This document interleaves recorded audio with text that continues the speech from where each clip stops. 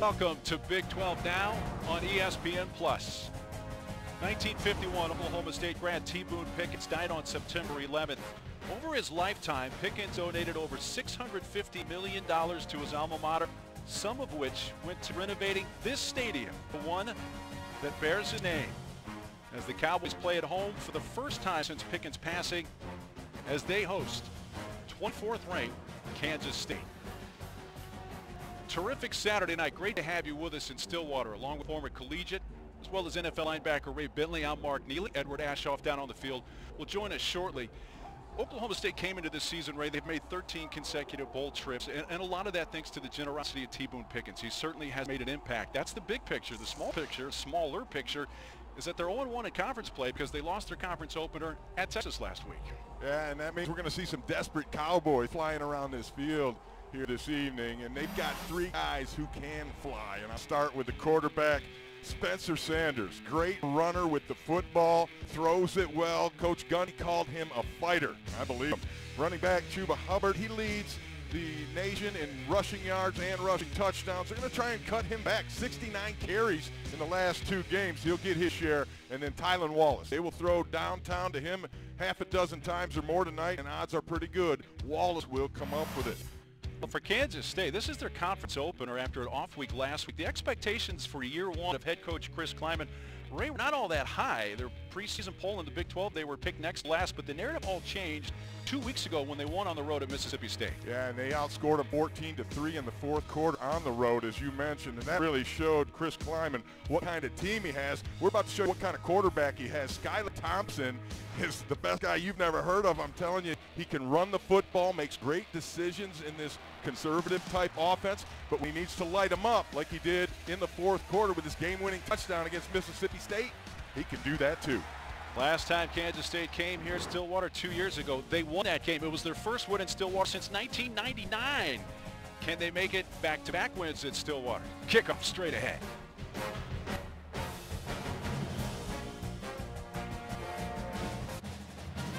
Nice night here in Stillwater for this Big 12 matchup. 24th ranked Kansas State and Oklahoma State. The K-State fans will be disappointed to hear this news. Edward Ashoff down on the field, third member of our broadcast team. Disappointing injury news right off the top here for K-State, Ed. Yeah, guys, wide receiver Malik Knowles did not make the trip because of injury, which is a big loss for the Wildcats. Offensive coordinator Scott Hazelton likes to put him all over the field and said that he's a guy who can really stretch defenses. Now, keep an eye on guys like Lakeem Gill, Joshua Noel to come in and replace him. But remember, he's also a dynamic kick returner, a guy who took one to the house 100 yards against Mississippi State. So a big loss for Kansas State. Absolutely. That's a gut punch right out of the gate for them. Special player, even though he's a redshirt freshman. We'll see how Chris Klieman's team reacts to that. Yeah, but they've known all week, and so they've got other guys that they've gotten ready for this game. And watching the Wildcats play, they got a next man up philosophy. They roll a lot of guys through, so they're going to miss Knowles for sure, but they have other guys who can do those things as well. Kansas State won the toss and deferred, so K-State wearing the white will kick off. This is Ty Zentner, his fifth kickoff of the season. The three of the first four have gone for touchbacks, and this one will as well. So it'll come out to the 25. For the Oklahoma State offense, and redshirt freshman Spencer Sanders, number 3. He's a special player, though a young one, Ray. Yeah, he's fun to watch. He is extremely fast when he runs the football. He ran it, 18 times last week. He carried the ball. They don't want him carrying it that many times, and he's got great arm, very accurate on the deep ball. He's a redshirt freshman, still makes some young guy type mistakes, but he's exciting to watch. So 18 carries, went for 109 yards last week. Play fake, he throws, looks for Tylan Wallace, and a catch at the 45. He's all the way to midfield where he is brought down there. A 25-yard gain on the first play of the game. Yeah, a little run pass option, popped it right into that hole. The tempo we'll see all night, but reading that very well and coming in is Wyatt Hubert for the sack and a loss of 8 yards. And Hubert didn't play last week. He was injured, and to get him back, Scotty Hazelton, the defensive coordinator, was telling us that's a big thing for our defense, and you saw why right there. And he said he needs a big game from Hubert, and right out of the chute on the second play of the game, he gets his 9.5 tackle for loss on the season. It's Oklahoma State behind the chains. A 2nd and 18, rolling out. Sanders towards the sideline, turns upfield, and the defender got a little piece of him. Reggie Walker, he was able to advance for about 4 yards. I'm surprised Walker got something on him. He must have taken a good angle, because when Spencer Sanders turns the corner, he's a threat to go all the way to the house. And I love how he had his eyes down the field, still trying to make a play with his arm. So a 3rd and 13 on this first possession for Oklahoma State from their own 47. Well, that look of pressure coming. Sanders looked left, now looks right. Now he's flushed out, rolling towards the boundary. Now wants to run and steps out of bounds right at midfield, or just into K-State territory at the 49. Picks up 4, but it's going to be 4th down. Great coverage in the back end by the Wildcat defense. There was absolutely nowhere for Sanders to go with the football. And sometimes he'll try to stick it into Tylan Wallace, even if he's covered. He was too well covered that time.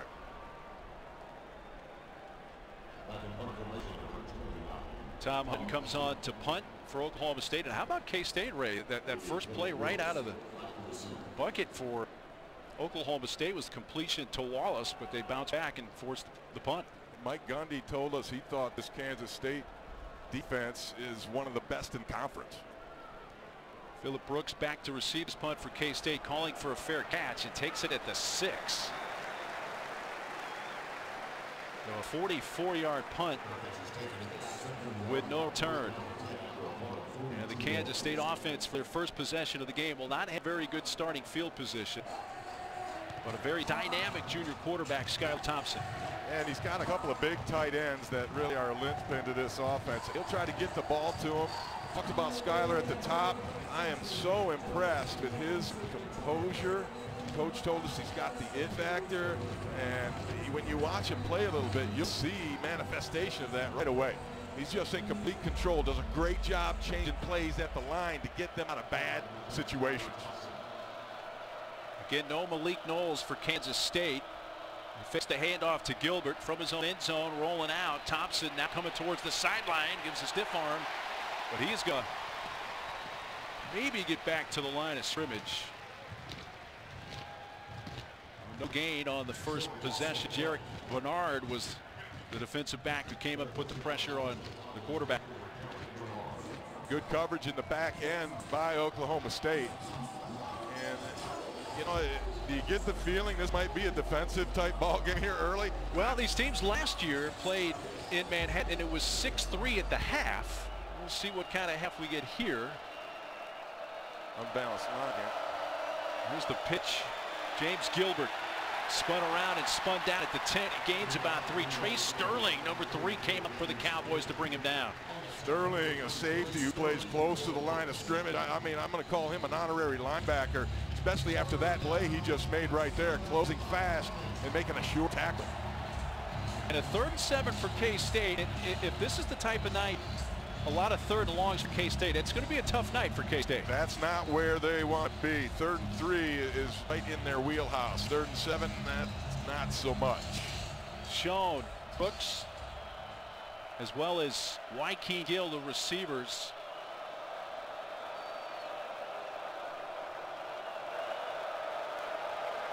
Thompson now feeling pressure, dumps it off, looking for the back out of the backfield. Gilbert, but incomplete, shy of the 15. On the coverage, Jarek Bernard, and a 3 and out on the first possession for the Wildcats. Good coverage all over the field again. We've seen both secondaries so far stand up and glove people. There was really nowhere to get it, and had Gilbert even caught that football, he'd have been short of the yard to gain. So senior Devin Anktel, the punter, comes on and have to punt out of his own end zone. Dylan Stoner standing at midfield for Oklahoma State.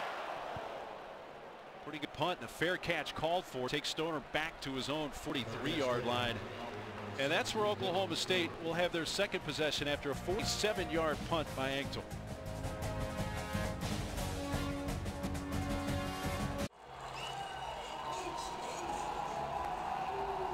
Welcome back to College Football Prime Time from Big 12 now on ESPN+. Second possession for Oklahoma State coming up. This scoreless game. We need to mention this, Ray. Injuries have caused a shuffling on the offensive line for the Cowboys tonight. Yeah, the left guard Marcus Keys is the only one starting in his normal position. They moved the starting center over to left guard. That's Johnny Wilson, and Ry Schneider gets his second career start. And then Hunter Anthony, first career start over at right tackle. This is a young, inexperienced line. We'll see if this affects their ability to move the football. So the only lineman starting in the same spot that they did last week is Marcus Keys. Everybody else is shuffled around. Keys is a beast, though. If you want one guy to stay in there, it's Marcus Keys. Second possession for the Cowboys. They fake the jet sweep to Wallace, and then a shovel pass underneath. That goes nowhere. That's because Trey Deshawn was sitting right in the pocket of the tight end, and a late flag comes in after the play.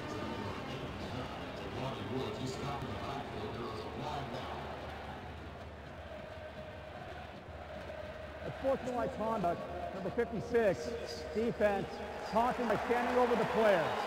15-yard penalty from the previous spot, automatic first down.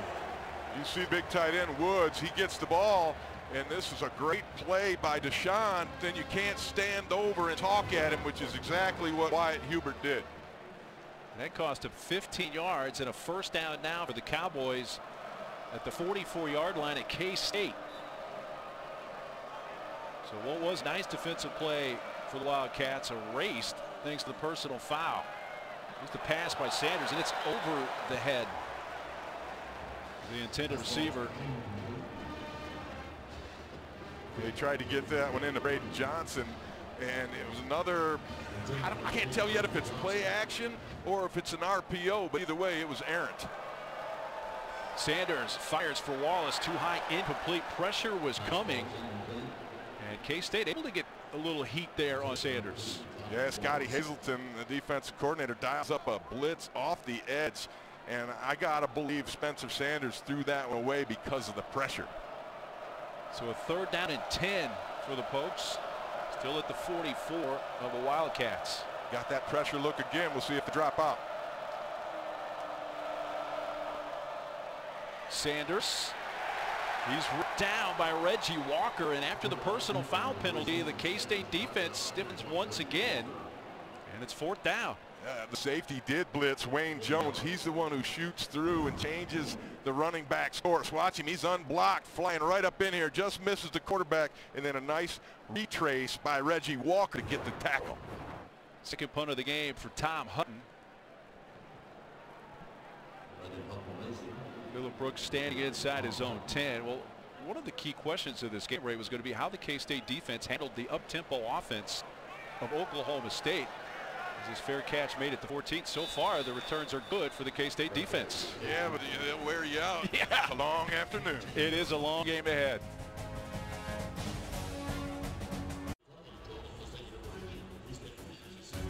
Big 12 now on ESPN Plus. A must-have for Big 12 fans. It's the exclusive home to more than 50 live men's basketball games, hundreds of women's hoops games, also Olympic sports, and select Big 12 championships. Big 12 now available on all your connected devices, phone, tablet, desktop, or TV. Sign up today at ESPNplus.com. Back onto the field comes Skylar Thompson. Ed Ashoff has more on the junior quarterback. Yeah, Skylar Thompson is the ultimate leader, especially emotionally for K-State. He told me he wears his heart on his sleeve. And quarterback A.J. Parker told me that that's helped teammates really gravitate toward him. And Thompson said that he credits that to the perseverance that he had from losing his mother to cancer when he was 6. And a way that he stayed grounded and focused is by wearing the wedding ring that his mother gave his father around his neck every day, even during games. It's something that has really motivated him on and off the field. Great story. Thanks. Jordan Brown going to be tackled for a loss of a couple of yards. Akbang Mamiga, the linebacker, coming up with a play. These linebackers run around pretty good. Now, they played a lot of three-man front so far. They're going to a four-man look this week and loading up the line. And that was also a nice play by Brock Martin getting in there initially. Martin, list him as a defensive end. He's been playing middle linebacker as they transition their defense, and he showed up pretty good. That three-man front last week against Texas didn't seem to give them as much pressure on the quarterback as they wanted. No, and that's something I think they want to fix. And they've got Brock Martin on the edge now as a fourth rusher at the top. And Thompson sees something he doesn't like, and he calls a timeout. So K-State will use their first timeout with just under 9.5 minutes left in the first quarter from Stillwater.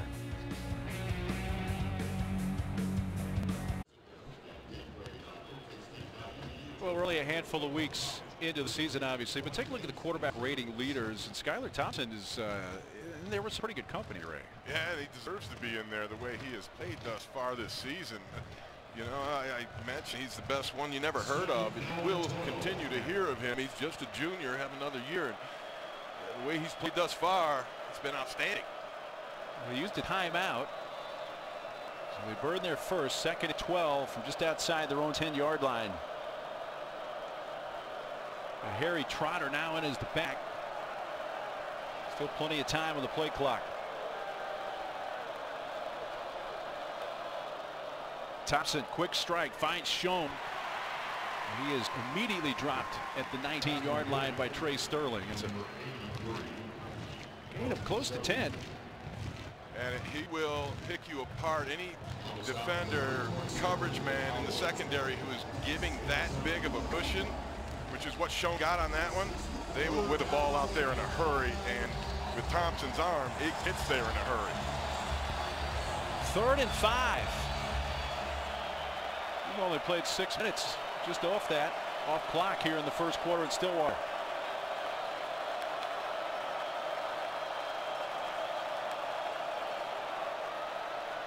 Thompson has time to throw, trying to find Schoen again, but overthrows him. And the good coverage that time by Rodarius Williams. They call him Leedy. His brother Greedy plays with the Browns, and he was greedy on that one. Great coverage. He just cut off the route of Schoen. There was nowhere for him to go, and Skylar Thompson had little chance to complete that one.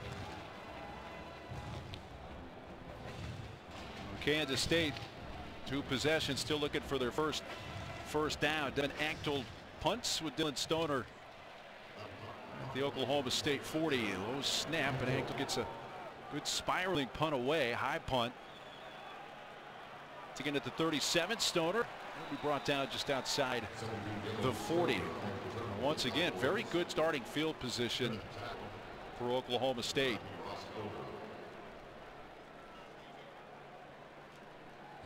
Tylan Wallace had a 25-yard reception on the game's first play, one of the top receivers in the nation. Ed. Yeah, and one of the best matchups we'll see tonight is between him and K-State cornerback A.J. Parker. Now, Sean Gleason's new offense has kind of taken off that deep ball a lot with Tylan Wallace. A lot of screens, a lot of short stuff that he's taking advantage of. And so I asked Parker, how do you cover this guy? You did it last year. You gave up 5 catches for 90 yards. He said, I just play my game. It's not that hard. If I go out there and play my game that I know how to play, it'll take care of itself. This is the matchup you want as a cornerback. So he's pretty fired up facing him again. Yeah, Parker, you mentioned the numbers. 0 touchdowns for Wallace last year in the game in Manhattan. They held him to 90 yards. Well, there he is. There's Wallace. He's going to have a first down, and he's down almost to the 30. They'll mark him down at the 32-yard line of K-State, a 22-yard pickup. Man, this ball comes out quick. Watch Spencer Sanders. He sees it. Boom. He fires a rocket right into the tube on the chest of Wallace. Sanders going to take it himself, cuts to the outside. There's a flag down. He went out of bounds at 25. Jordan McRae is going to get hit for a clip on that. Tried to stop himself, but he couldn't. Ended up blocking the defender coming up. I believe it was Walter Neal Jr. Personal foul, face mask, number 15, defense. Half the distance to the goal, automatic. Well, the official saw something else. Yeah, I'll take all that back. My eyes, I guess I can't believe him anymore. So against Walter Neal, yeah, he'd been banged up. He's got the matchup against McRae, who at 6'6" can be a tough matchup with his height. Yeah, Neal just 5'9", so you expect a fade down in this area of the field. Hubbard. Mark him out at about the 11.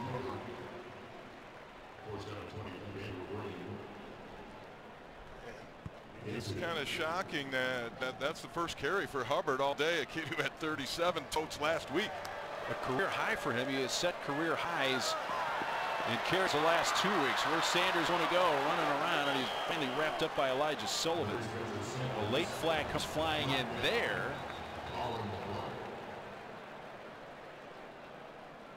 Sanders doesn't seem very happy.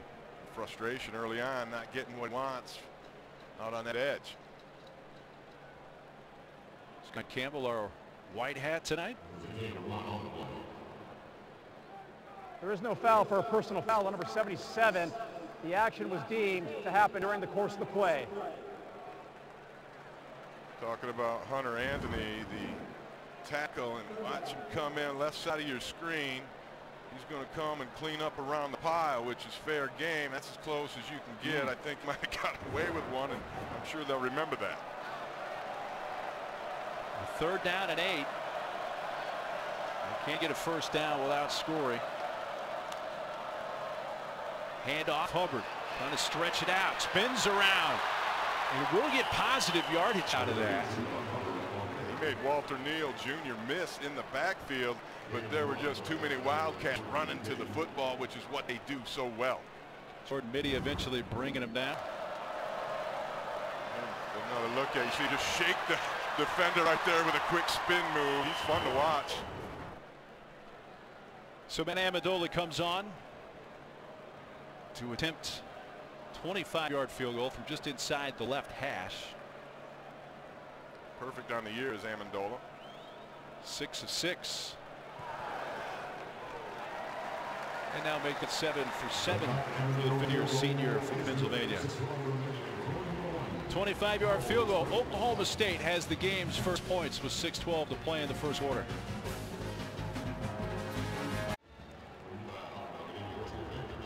The Amendola 25-yard field goal has given Oklahoma State a 3-0 lead just past midway point of quarter one.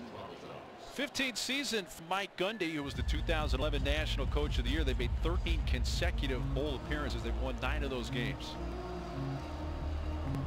And the flow's looking good tonight, by the way.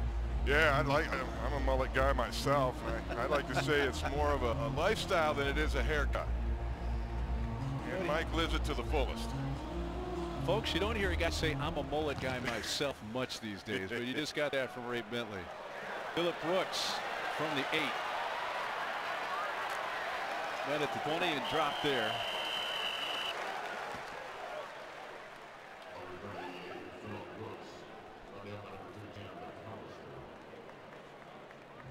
Kansas State does not have a first down yet offensively. They'll begin outside their own 20-yard line. They have not had great starting field position. No, and really they've been behind schedule. They're not doing well on first down, and they've just managed 8 total yards thus far. They've got to do better on first down because that keeps them on schedule with what they want to do. So Chris Klieman, the first-year head coach, he's trying to become the first ever K-State head coach to start a career 4-0. Got the fullback Barta in there. And a carry for James Gilbert. He pounded straight ahead and pick up about 3 yards. Also got the tight end moved into the backfield before the snap. We're going to see a lot of that power running game I would expect from K-State tonight. That's what they do. They try to pound you. Coach Gundy told us he thought this was going to be a backyard brawl type thing, a very physical ball game, and that's how Coach Klieman coaches, man. He is as physical as it gets, and it's paid off for him, as you can see. Hasn't lost as a head coach since November 4th, 2017. South Dakota State when he was the head coach at North Dakota State. Little carry. Gilbert gets his nose stuck in there and lost the football, and Oklahoma State has it. Brock Martin came up with it. Gilbert trying to get some extra yards. Got that ball just ripped out of his arms. There's the first turnover by the Kansas State offense this season. That is an amazing thing in and of itself. They had 4 turnovers, but none of them on offense. Here he is. He's just trying to fight for the extra yards and gets caught in that scramble. And it looks like the nose tackle, Tui Halamaka, is the one who ripped it out. Indeed, it was Hui Halamaka. And the Martin recovery gives Oklahoma State the football at the 26-yard line of the Wildcats. And this is a sudden change for this Wildcat defense. This is where you got to really bow up and hold the offense to at least just a field goal if you want to keep some momentum in this game. Got 3 receivers at the top of the screen, including Tylan Wallace.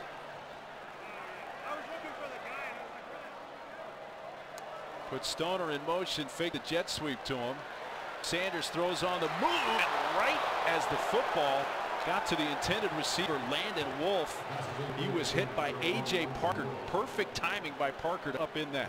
Parker was in his own coverage, so he was able to get his eyes back to the quarterback and see what was happening in front of him, and then closed down and timed it perfectly. He's an Oklahoma native from Bartlesville High School. A motion Wolf. Handoff, some room, running left, and almost able to turn the corner was Hubbard. But Daquan Patton was able to get the angle just enough to get him to the sideline and out of bounds. Yeah, now Hubbard's Canadian, played his high school ball up in Canada. I believe in Canada he'd have scored with the wider field in that one. Here's Sanders. Throws on the move, finds Stoner. First catch of the game for Dylan Stoner, 19th of the year. What a special player he is. Yeah, Coach Gundy said he sees him as an NFL guy, and he compared him to Secretariat. He says he has the biggest heart, and he's talking physically here because he outruns everybody in their offseason program, winning the sprints at the end by 20 yards over guys much faster. He's just got great capacity to just get it done. First down post from the 15 of the Cats. Here's the pass deflected, but caught. Wallace. Somehow he's quickly wrapped up by A.J. Parker, but it looked like that ball got deflected. Yeah, either that or Spencer Sanders got hit as he let it go. It was a duck for sure. But how about Tylan Wallace being able to reel that in? A wobbly ball with a defender, Parker, draped over his back, and he still makes a tough catch. It's a 12-yard gain, and it's 1st and goal Cowboys from the K-State 3. They struggled in this area of the field last week against Texas. Let's see if they got it fixed. Timeout called by Kansas State. They're going to burn their seconds of this first half.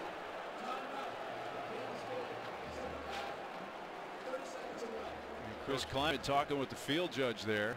Yeah, you got to work him, and I'm sure he believes he's got a very valid point, but it's hard to sell it sometimes on the deals.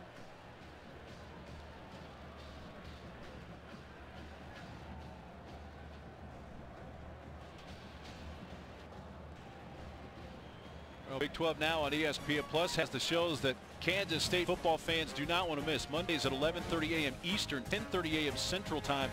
It's the Chris Kleiman Show. And on Tuesdays at 1:30 Eastern, 12:30 Central, we bring you Kleiman's weekly press conference. Both shows stream live right here on Big 12 now on ESPN Plus. If you haven't already, sign up at ESPNplus.com. We, of course, wouldn't omit Mike Gundy. His press conferences Mondays 1 Eastern, noon Central Time. Can tune in for the Mike Gundy weekly press conference. It streams live also on Big 12 now on ESPN Plus. Those Mike Gundy conferences are often entertaining. Yes, thank you. K-State just one timeout left here in the half. Over 4 minutes to go first quarter, and Oklahoma State knocking on the door. Sanders rolls out wide open in the end zone is the tight end Logan Carter. Touchdown Oklahoma State.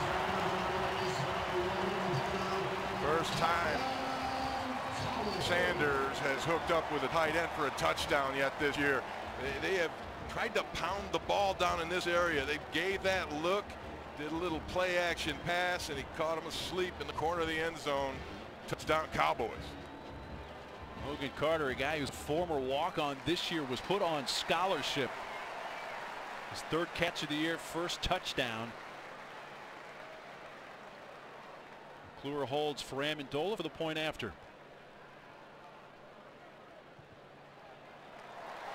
And 10-0 Oklahoma State as the Cowboys do take advantage of the Kansas State turnover and the fumble by Chase Gilbert.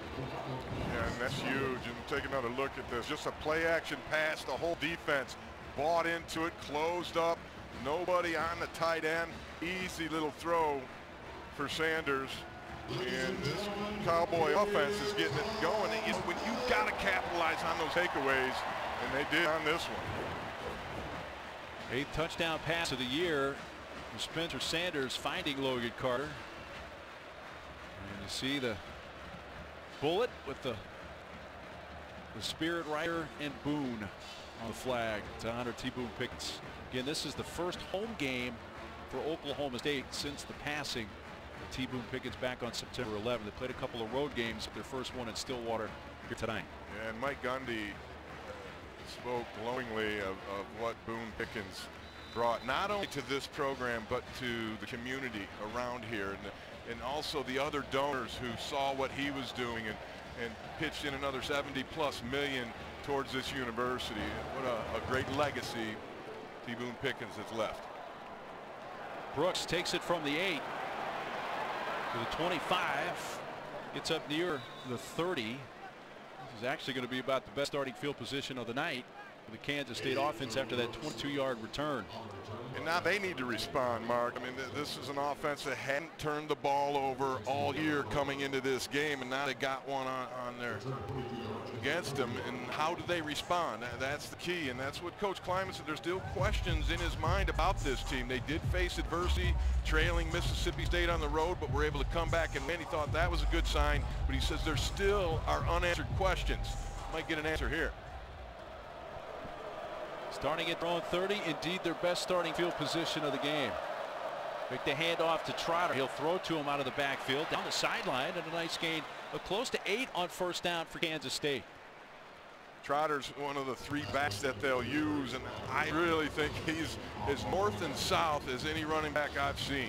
He likes to stick it straight up field, one quick cut, and he's got an accelerator, and he can make plays, as you just saw. That was his first catch of the season, and that 8-yard gain is the longest play of the game so far for the Wildcats.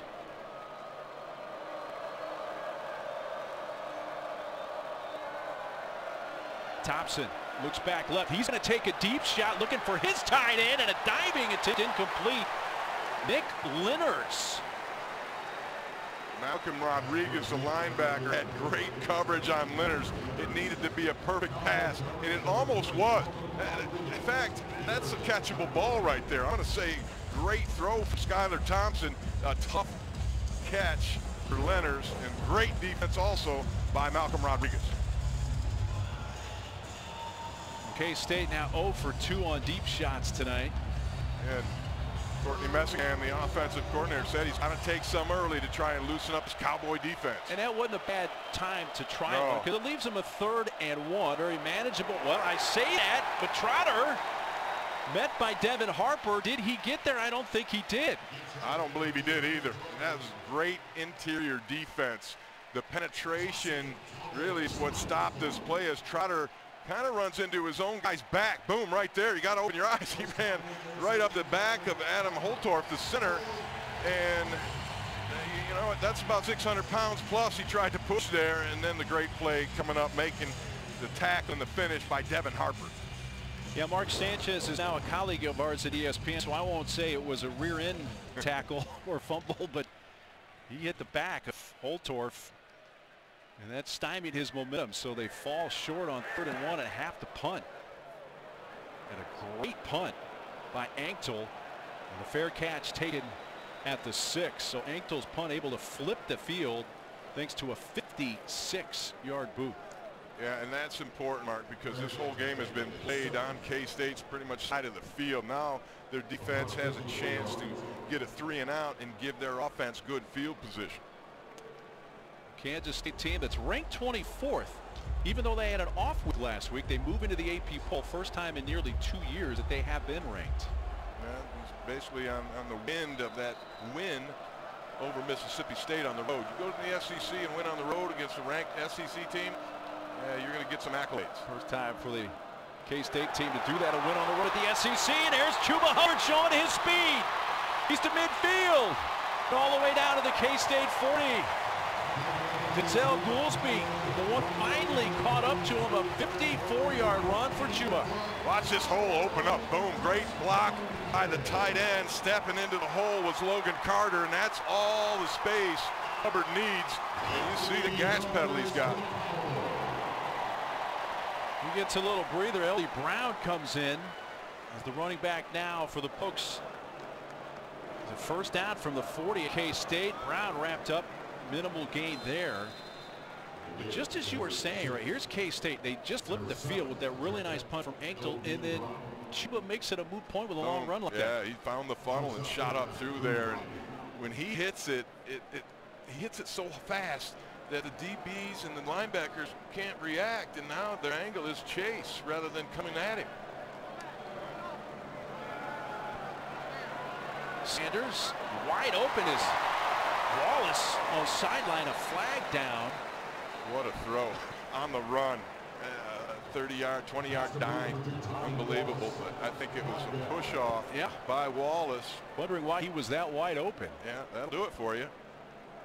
Pass interference, number 2. Offense, 15-yard penalty from the previous spot. Still second down. You see Wallace, he's pressing it upfield, trying to run Parker off, but he gets his hand on him really unnecessarily. I think he'd have been fine without that, just putting on the brakes. Yeah, I agree with you. And you hear the reaction from the crowd who saw the replay on the big board. What are they looking at? He definitely pushed, though, but like you said, a push that probably didn't need to be made. He goes right back to Wallace, who makes the catch at the 42 of K-State, but is wrapped up by Kevian McGee. And Wallace puts you over a barrel when you're trying to cover him because of his blazing speed and ability to track the ball down the field. The last thing you want is him going and then throwing it over your head. So you got to give a little cushion, and that allows all those breakoff routes to be effective. Sanders elects to take off, and he's using his legs. It's a cutback and got tripped up just barely. Walter Neal got the lower part of the leg of Sanders and upended him, but he still runs for 8 yards. I'd like to see Chuba Hubbard and Spencer Sanders in a foot race. I think it would be neck and neck. 4th and 5. Can't get the front for K-State to jump. They're going to let the final seconds of the first quarter run down. And that'll take us to the end of the first quarter. So a 25-yard field goal for Amendola started it. With a touchdown catch for the tight end Carter. And all the scoring in the first quarter belongs to the Cowboys. 10-0 Oklahoma State leads K-State at the end of 1.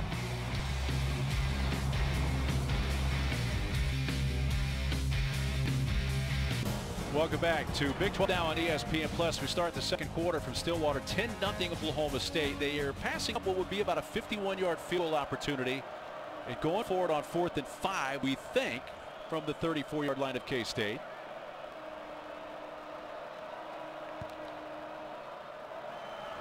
Sanders lost the football, got stripped. That ball loose and still loose.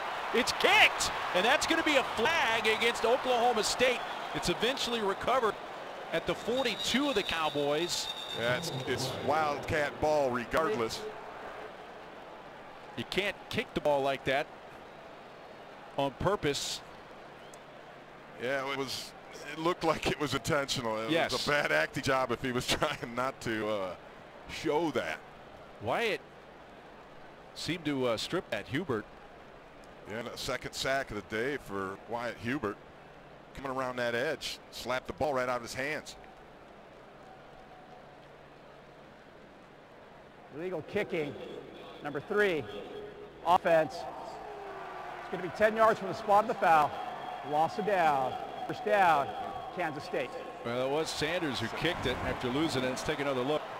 So Hubert comes off the top. He beats the double team, rips the ball out of the hands, and now it's a wild scramble for it. And watch this little boot right here. Whoop. Wrong sport. can't kick that. Pretty obvious that was intentional. Wrong game of football. Right. But a huge play for this Wildcat defense after the 4th down gamble by Mike Gundy. Great field position, the best of the night for Kansas State. They begin at the 40-yard line of the Cowboys. Take a shot here. And no Malik Knowles due to injury for Kansas State. They have Joshua Youngblood, who'll be at the top of the screen. Joaquin Gill in the slot on the near side. And Chabastin Taylor, who is a young player that he's down at the bottom mark. He's the guy that they were hoping could flash here today. They've seen some great things from him. He gets his chance because Knowles is out. They motion and run the jet sweep with Youngblood, who's to the 31-yard line, close to it, about an 8-yard gain on that jet sweep for Joshua Youngblood, a true freshman. Yeah, and they're now going to try to attack the perimeter of this Oklahoma State defense because they've gotten very little movement inside. Now then you have to go to the edges and try to spread that defense out, and then you can hit him in the gut again. Gain of 9, second down and 1. And a tough night so far for the K-State offense. They're trying to change that here. They flipped the tight ends to the right side of the formation. Hand off, and Jordan Brown, not much, but he didn't need a lot for the first down and should have enough for the first down, and will. Ed. Yeah, running back James Gilbert told me this week that he felt like they could really get the running game going against this OK State defense, because when he looked at film, he said there are a lot of creases in that defense when they have those three-man fronts, and he saw a lot of it with Texas last week and how those running backs were able to exploit it. He told me, I feel like we can do the same thing on our offense because we have a senior offensive line that can block those guys up. Yeah. Everyone gets their blocks. I feel like we can crease them. And the Cowboys have given up 175 yards a game on the ground, so why not try that? Well, they were a little short. I'm surprised on that mark, and now they've got a false start to go on top. False start, 62. Offense, 5-yard penalty, still third down. Gets the right guard, Tyler Mitchell. And I'm with you, Ray. I thought watching it live that Brown had the first down for K-State. He did not get a kind mark. To me, he clearly landed across the 30-yard line, but that was not looked at by our replay official, Jeff Hansen, or called for a look from Coach Clement. So it is what it is now. Third penalty now for 33 yards against K-State on the 3rd and 6. Quick snap, Hobson. He is going to throw it out on the edge, and fighting for room is Brooks, but he can't find any. No gain. 4th down. And that's a great play by Jarek Bernard on the edge. He took on that quick screen block from a big tight end, shredded it, and then came up and made the hit. And it looks like K-State going to go for it here. Look at the play for Brooks, but it's going to be 4th and 5. We just saw Oklahoma State go for it on a similar situation on the other side of the field just a short time ago. And failed. Playing for keeps, though.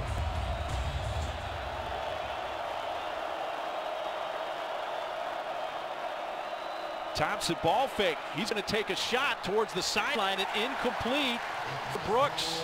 And K-State will turn it over on downs. Great discipline in the back end of the Cowboy defense. Fake quick screen, nobody bit.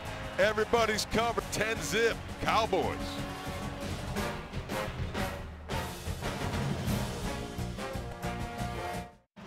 Welcome back to Big 12 Now on ESPN Plus. It was a turnover. First one turned over this season by the offense of K-State on the fumble by Gilbert. Oklahoma State turned it into a touchdown already. Yeah, nice little out route by Stoner, moving the chains. Then they get down on that goal line. Play action pass to tight end Logan Carter, former walk-on, catching it from Sanders, and that's where we're at right now. 10-0 Oklahoma State with the ball.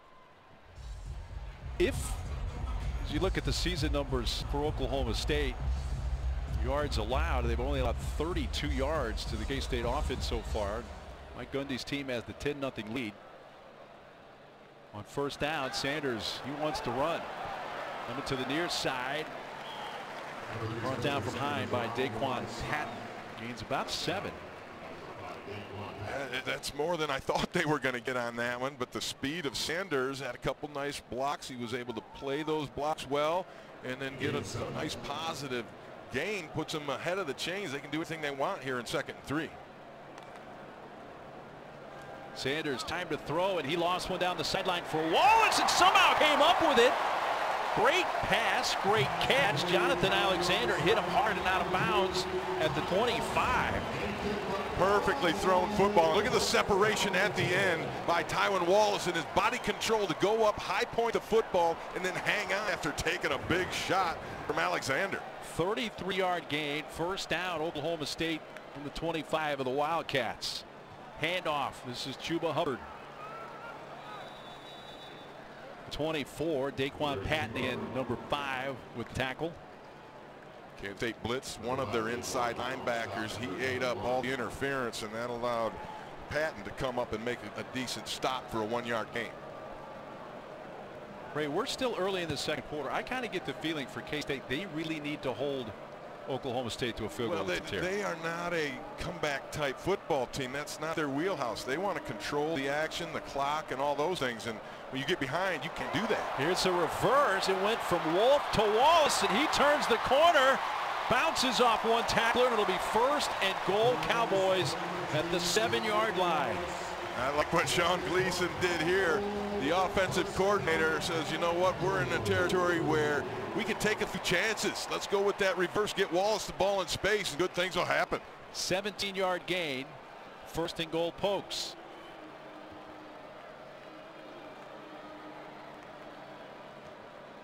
Sanders to the end zone looking for Wolf, and a little too far for the redshirt junior out of Tulsa. Let's look at this razzle-dazzle again. Here's Wallace just heading out for the reverse, just got the pitch before the man carrying it was tackled, and then when he's in the open field, he's exciting. Very talented receiver who does a lot more than just catch the deep ball these days. Yeah, he's improved his route running and his run after the catch big time this year. Sanders running toward the edge, takes a hit at the 5. Daniel Green pushing him out. Took a nice little shot there at the end, but it looks like he gave more than he took. I like it when a quarterback has a little bit of an attitude like that. Redshirt freshman Spencer Sanders out of Ryan High School in Denton, Texas. We just saw a huddle, by the way, from the Oklahoma State offensive. You were curious what that was. Yeah, they don't see many of those around here. Hand off. This is Wallace out of the backfield. Inside the 5 to the 4. Oklahoma State get a little creative there offensively. Don't get a ton out of it, though. No, but Wallace took an 8-yard loss and turned it into a 2-yard gain, what he did. And it's 4th down from the 4. And they are going to bring out the field goal unit, Amendola. Watch Wallace playing in tailback position now. I haven't seen him line up there. He avoids 2 tackles for loss, turns it up inside and get positive yards. That's pretty good stuff for a 2-yard gain. Amendola hit from 25 yards in the first quarter. This for 21 off the right hash out of the hole to Jake McClure. And to me, that's a win for K-State right there, Ray, to hold them to a field goal. Agreed. And now they have to get something going on offense, which they have yet to do.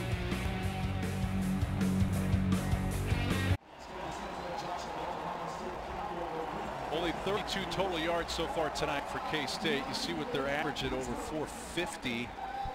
If you're K-State, the silver lining here, Ray, is that you have not played well, especially offensively, and you're only down 13-0. Right, they're still in this ball game, and I'm looking at time of possession here, and Kansas State is 3rd in the country, averaging almost 37 minutes a game. Right now, Oklahoma State has outpossessed them in this game by about 4 minutes. That is the last thing I expected to see here. Oklahoma State has 7 plays tonight offensively that have gone 10 or more yards. K-State, none. You know, Walter Neal, Phillips Brooks back deep for the Cowboys to receive this kickoff. Jake McClure.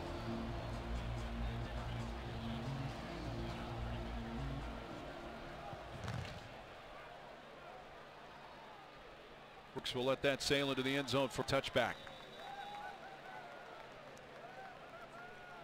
Well, let's see how the Kansas State offense responds. Skylar Thompson.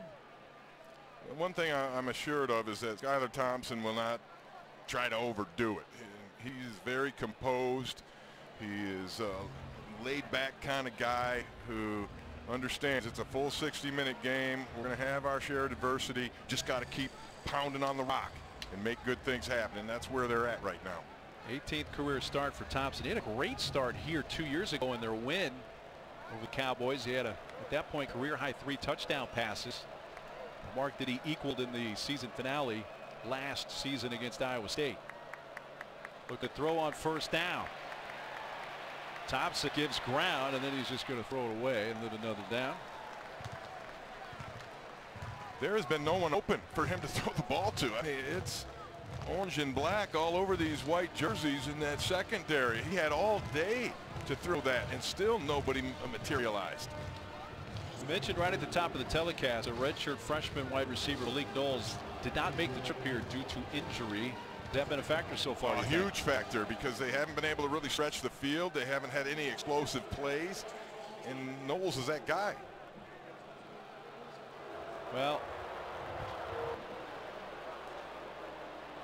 there is lightning within 8 miles of the stadium now, though we do not have rain here at this point, but it's close enough that per the NCAA rules that they have to stop play for what, at least 30 minutes? For at least 30 minutes, and as long as there's not a lightning strike within that 8-mile range within the next 30 minutes, we will start in just about a half an hour. But every time there's a strike within that 8-mile range, then that resets the half-hour clock that we have to wait.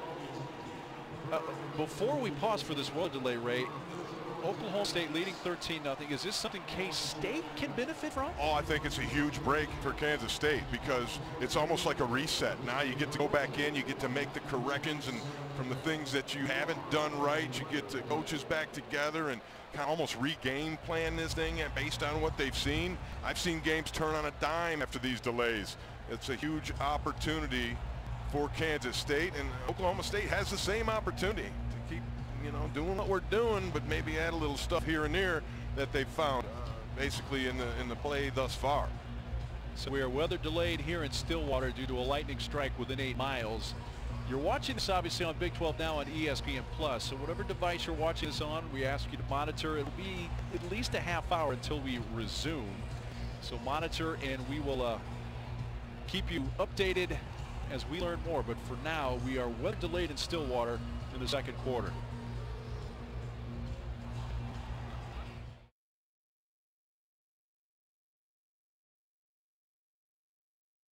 We welcome you back to Stillwater, Oklahoma. We're about to resume after an hour and 15-minute or so delay.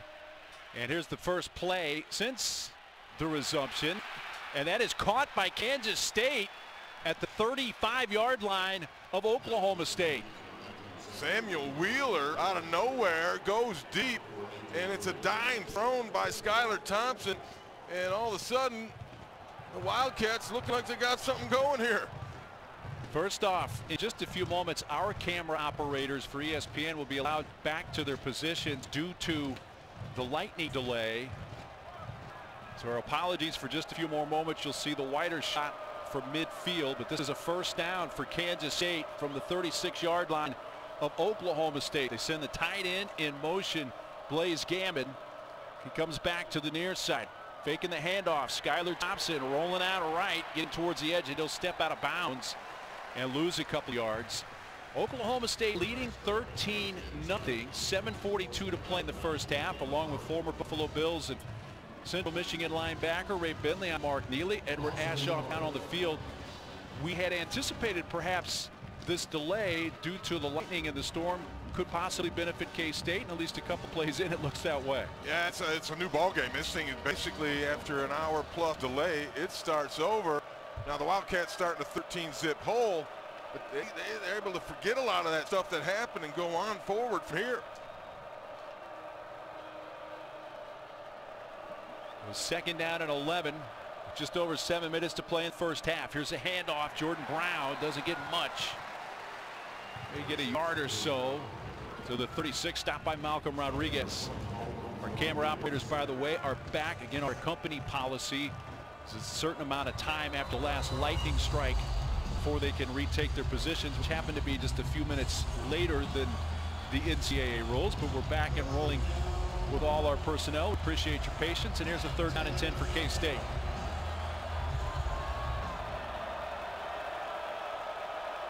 Two receivers to each side for Skylar Thompson.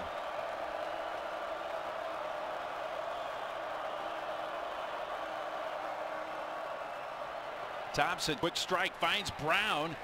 He's hit about 3 yards shy of the line of scrimmage, of the line to gain, that is, and he'll be about 2 yards short after an 8-yard pickup. Colby Harvell-Peel to stop for the Pokes. Great read by Thompson. He throws behind the blitz, knowing there's a void there because guys just left. Gets it out to Brown and gets him in field goal range. Here's Blake Lynch to try to get Kansas State on the board. 46-yard attempt off the right hash, out of the hold of Den Engtel.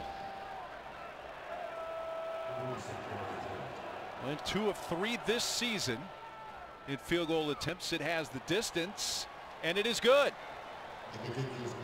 And Kansas State gets on the board with the 46-yard field goal from Blake Lynch. So maybe that delay, the lightning delay, has helped K-State. It's a 10-point game.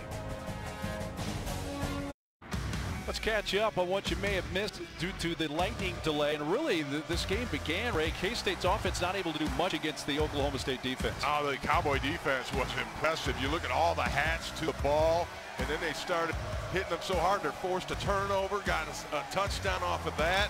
And this defense really has been outstanding. And then this was a nice touchdown drive that they got. Sanders hits Stoner for a nice first down. They hit Wallace inside the 5, and then a little play action touchdown pass to Logan Carter. That's the lone touchdown in this ball game. Had you a chance to talk to Coach Gundy during the break? Yeah, guys, short and sweet from Coach Gundy. I asked him, did you think that the delay might have stalled the momentum that you guys had? And he looked at me and he said, man, I sure hope not, but you never can tell until you get out on the field. And so I asked, all right, what adjustments does your team need to make? And he said, well, so far we're doing all right, but we got to run the ball better. We better run the ball better here before the half. Other than that, we're doing all right. Yeah, they're lead down to 10. Chuba Hubbard 4 carries, but for 61 yards. We anticipate seeing him get a little more increased frequency carrying it. And right on cue, guess who? All the way up near midfield, 19-yard run. And Hubbard is so fast to the hole. There was a blitzer coming off the top edge. A lot of times that guy is able to make the play, but Hubbard hit it so quickly that he ran past the man and found a nice little seam. Sanders gives it right back to Hubbard. Cuts back left. Found a little bit of a crease and is able to get positive yardage. Not only positive yardage, but gain 10 and another first down. Great vision from Hubbard. I mean, that one was designed to go outside. He saw it all blocked up, put a foot in the ground, and made a quick cut and got the cut back on him. Got a nice block from Jelani Woods as well. First down pokes from the 42-yard line at K-State, and looking to throw on first down. He hits Wallace, Tylan Wallace, reception to the 36, tackled by Parker, and a gain of 6. Yeah, you got to keep Wallace involved. Get him the ball on every drive. He can make a play for you. That up-tempo offense for Oklahoma State. Right back to Chuba Hubbard. Finds a crease. Inside the 25, makes another man miss before he's brought down near the 15-yard line by Goolsby and Parker. Another nice run for Hubbard, that one for 21. And he gets right through the funnel. You see that funnel right there? That's what you try to get on zone blocking, and if you have a back who can see it, you'll get big plays. And here's Hubbard. Just as we thought, Ray, after the lightning delay, that we would see more of Chuba Hubbard, and that's been the case on this drive. And Hubbard just cracked the century mark, 7-toed, 109 on the ball game. Deserves a little rest. Yeah, not a bad average of almost 17 yards per carry. Yeah. And L.D. Brown will spell him.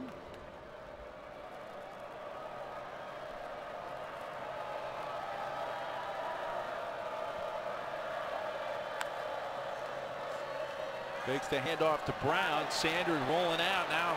Finds some traffic, but finds the open man. Metcalf, the tight end. A late flag, though, back at the 10. Illegal lineman downfield, I believe.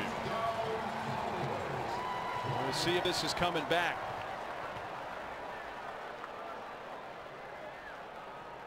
An eligible man downfield, number 50, offense. 5-yard penalty from the previous slot. Still second down. Well, that was the center, Rye Schneider, getting the start at center. We talked tonight about the shuffling on the offensive line for Oklahoma State. Well, they've done a great job up till now, I can tell you that. And that's a bit of a surprise, maybe the biggest surprise in this game for them. But that was an RPO, if you will, and they were trying to get the ball to Tylan Wallace. He was double covered, and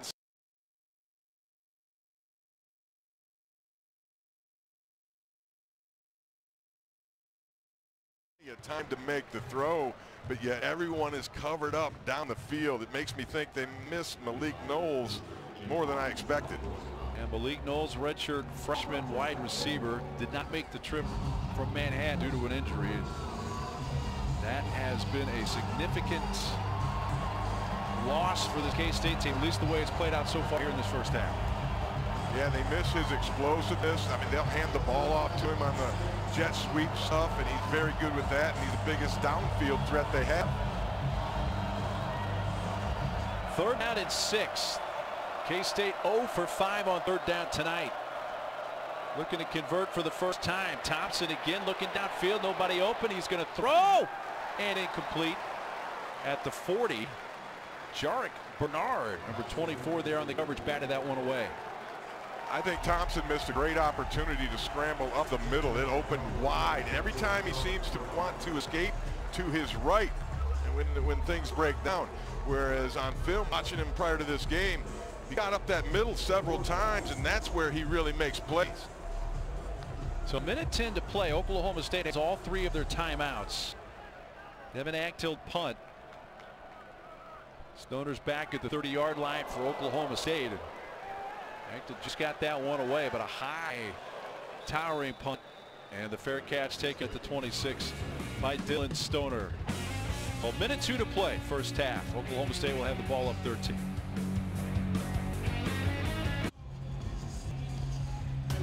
Kansas State basketball coming to Big Bum now on ESPN Plus. You can sign up today at ESPNplus.com. It gets underway November 5th when they take on North Dakota State. See the non-conference schedule. Conference play comes up after that in January. Now, Oklahoma State leads 16-3. 1:02 to play, first half. All 3 timeouts for Oklahoma State. They begin this drive at their own 27. Sanders, design run, makes one man miss in a second and tumbles forward for over a 10-yard gain. First down to the 38. New little wrinkle for the quarterback draw. They motion Hubbard out, empty set, spreads out the defense, and Sanders just needs a little bit of a seam. Given ground, Sanders out of reach and incomplete for Stoner. That previous play, the quarterback draw, see if we didn't get a face mask that was maybe missed here. Yeah, I'm going to say no. I think he just got him up on the shoulder. Good non-call there. But boy, you get the wrong angle and your flag comes out on one of those. Yeah. Hubbard back in there. Delayed Hubbard. Pretty well defended that time by K-State and Reggie Walker. Great play by Reggie Walker, because had he not gotten shoestrings, Hubbard was popping through the middle hard. Cowboys will use their first timeout. Watch this. If this play isn't made here by a hustling Walker, there's a man with a block right in front of him, and there was nobody else really within 5 yards at that point. My money would have been on Hubbard. Reggie Walker, senior, Ponchatoula, Louisiana. 16 career sacks for Walker. Forced 8 fumbles. 30 career tackles for loss. Yeah, those 8 career forced fumbles, just one shy of the Kansas State school record. I got a feeling he's going to get that one before his career's over. The way he plays, the odds are pretty good in his favor. So 3rd 7 upcoming for Oklahoma State. 2 timeouts left. Chris Kleiman, K-State. Even though we're winding down this first half, I think the lightning delay probably did help K-State, Ray. Wow, they were getting ground into the ground before that delay. They were out physical. Throw on the run by Sanders overshoots Tylan Wallace, and it's 4th down. There is a flag.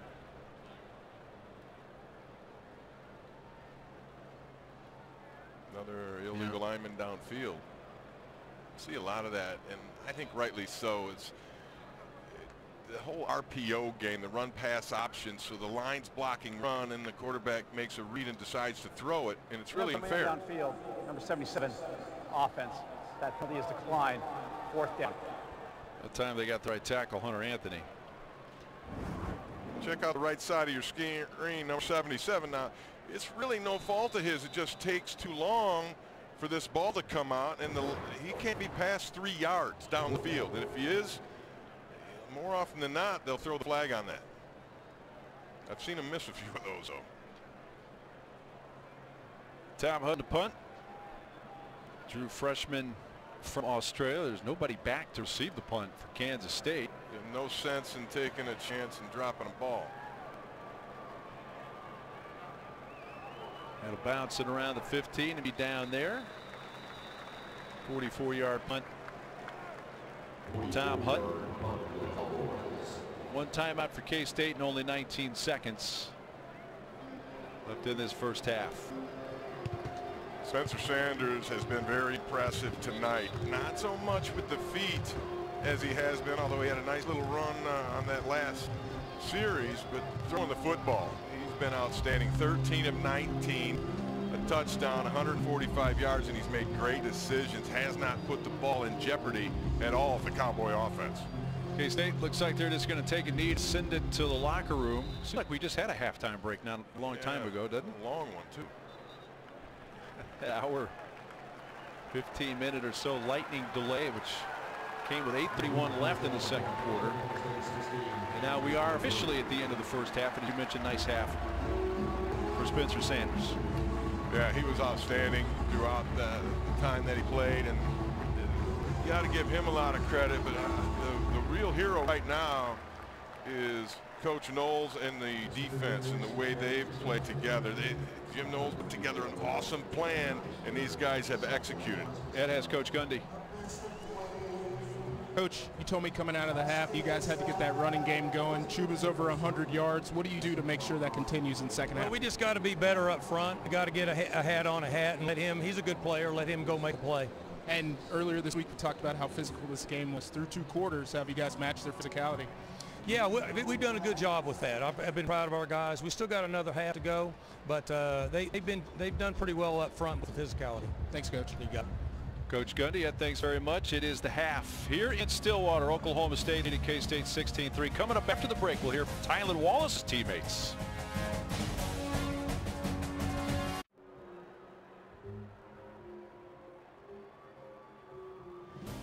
Welcome back to Stillwater. Halftime on Big 12 now on ESPN Plus between 24th ranked Kansas State and the Oklahoma State Cowboys. Cowboys junior receiver Tylan Wallace, one of the top receivers in the nation. And Tylan Wallace, here's the hype from the outside world.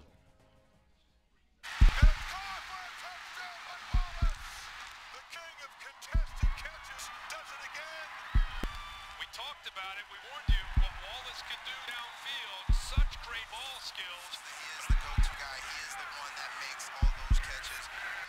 This dude is just electric. The definition of All-American. Just the type of guy you want on your college football team. But what about the hype from his world, from within the walls of Boone Pickens Stadium, from the people he's around every single day?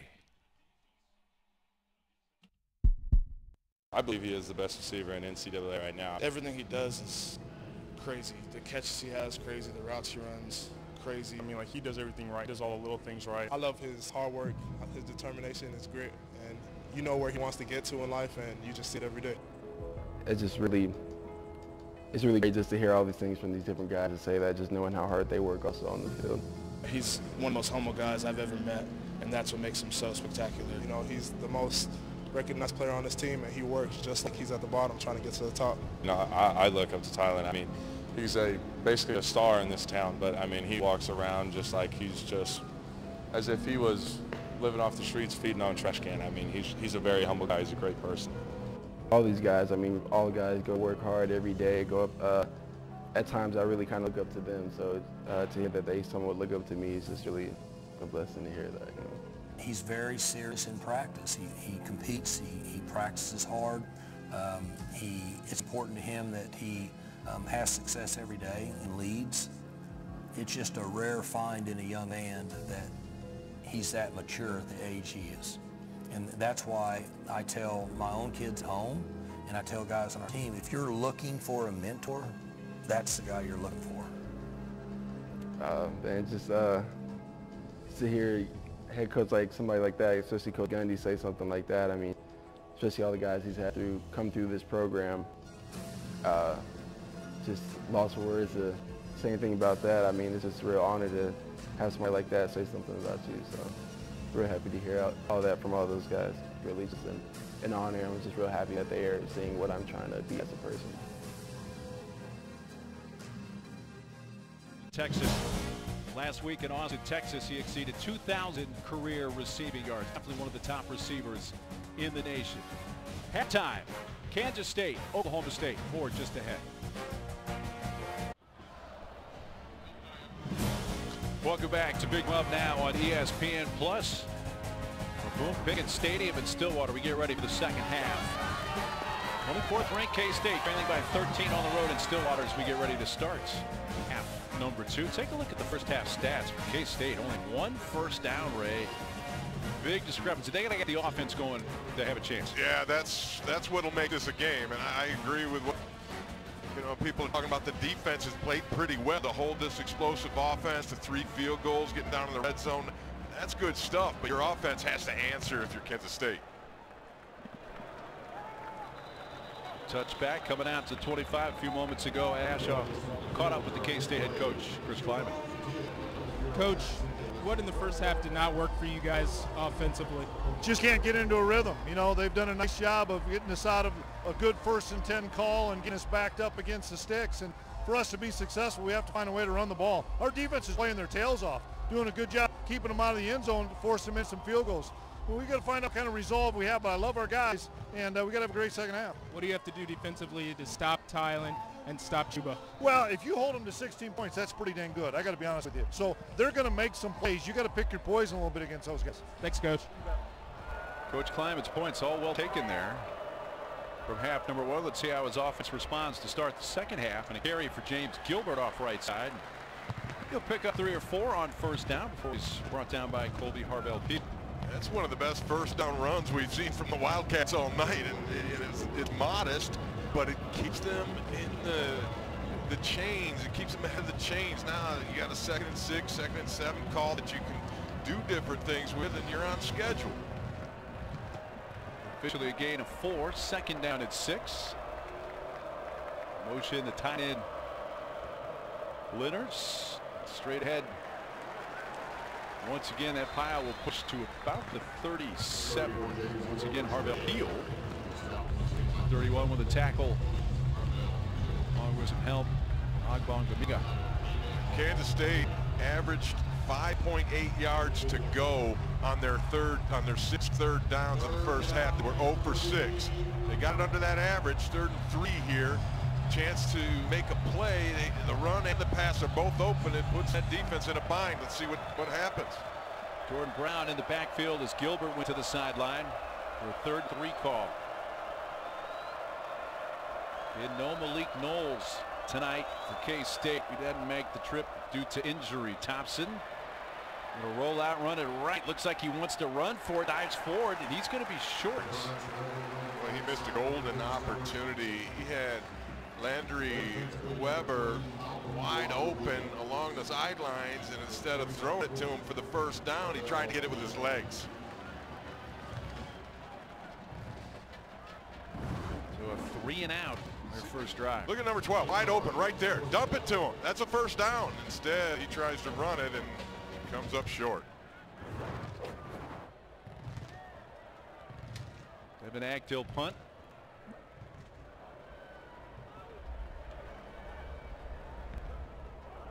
Line drive punt sends Stoner towards the sideline. He makes the running catch, which carries him out of bounds at the 16. 46-yard punt. Big 12 Now on ESPN Plus is a must for Big 12 fans. It is home to more than 50 men's basketball games, 200 plus women's basketball and Olympic sports events, original content, coaches' press conferences, and shows. Big 12 Now is available on your phone, tablet, desktop, or TV connected devices. Sign up today at ESPNplus.com. Back here on Big 12 Now on ESPN Plus. 16-3 Oklahoma State. Mike Gundy's team has led throughout. The only K-State points came late in the first half. First possession of the second half for Oklahoma State's offense. And a handoff and straight ahead. There goes Chuba. One man to beat. Can he catch him? No. Hubbard. 84 yards. Touchdown. Well, that put him over 200 for the 3rd time this season. Watch this, he gets this seam, and now it's a foot race. Coach Gundy was telling us that Hubbard, who's from Canada, had opportunities to be on their Olympic sprint team. However, he put 25 pounds on since he's been here, so maybe that ship has sailed, but I'll tell you what, that dude can sail himself. 84-yard touchdown run. You mentioned the earlier 200-yard rushing games he's had this year. One was 256 at Tulsa, which is the most rushing yards by anyone in an FBS game this year. And that was before he had 221 at Oregon State on the opening weekend. He's got 198 today. Okay, I jumped the gun by 2 yards. You jumped it by hair, but he jumped K-State for 84 yards and took it to the house. 23-3 Cowboys.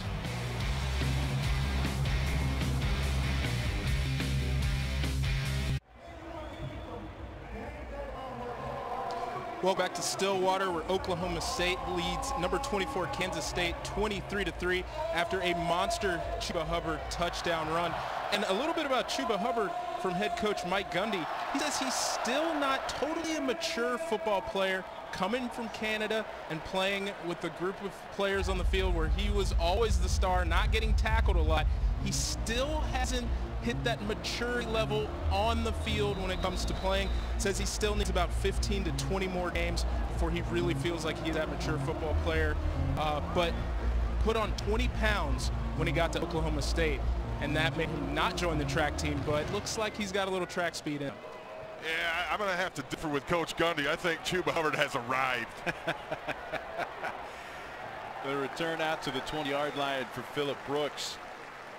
Well, the point about Chuba Hubbard is this. He took over as the primary running back last year. Justice Hill got hurt in the Bedlam game against Oklahoma fairly late in the season. So he really has the last 4 games. Yeah, really. his resume is like 7 games coming into tonight.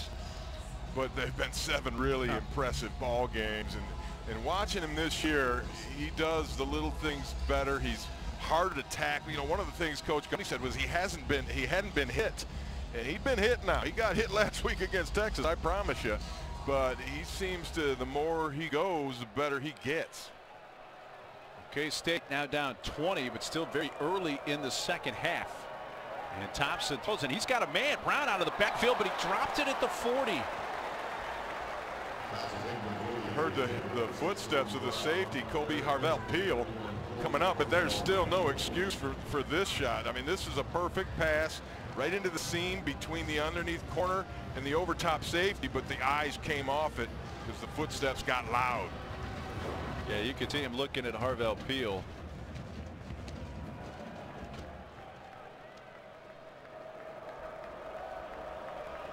Total yards just 89 so far tonight. They go to the Wildcat quarterback, John Holcomb. Yeah, Skylar Thompson was split out to the left, and Holcomb, who comes in as more of a Wildcat type quarterback for the Wildcats, if you will. Not a lot throwing on his resume yet, but he is an extremely elusive runner, and why not at this point? Nothing else on offense has worked. Let's try something new, and that's exactly what Coach Klieman was trying to do. K-State does use their first time out of the half. Yeah, there was definite confusion because when Skylar Thompson went out to the edge, he's holding his hands up like, what am I doing? They had to use the timeout. Thompson's going to line up to the top of the screen. Holcomb, the Wildcat quarterback. John Holcomb, a redshirt freshman out of Humboldt, Texas. And he's going to run with it. Gets pinballed around up to the 27-yard line by Jark Bernard and Agbong Bamiga. But all in all, that's not a bad rushing attempt for K-State tonight. Might be their best first down play all night. Picked up 6. Second down, excuse me. Yep, now it's 3rd and 4. Holcomb back to the sideline. 3rd and 4. You get a feeling here, Ray, this is a first down they badly need to convert.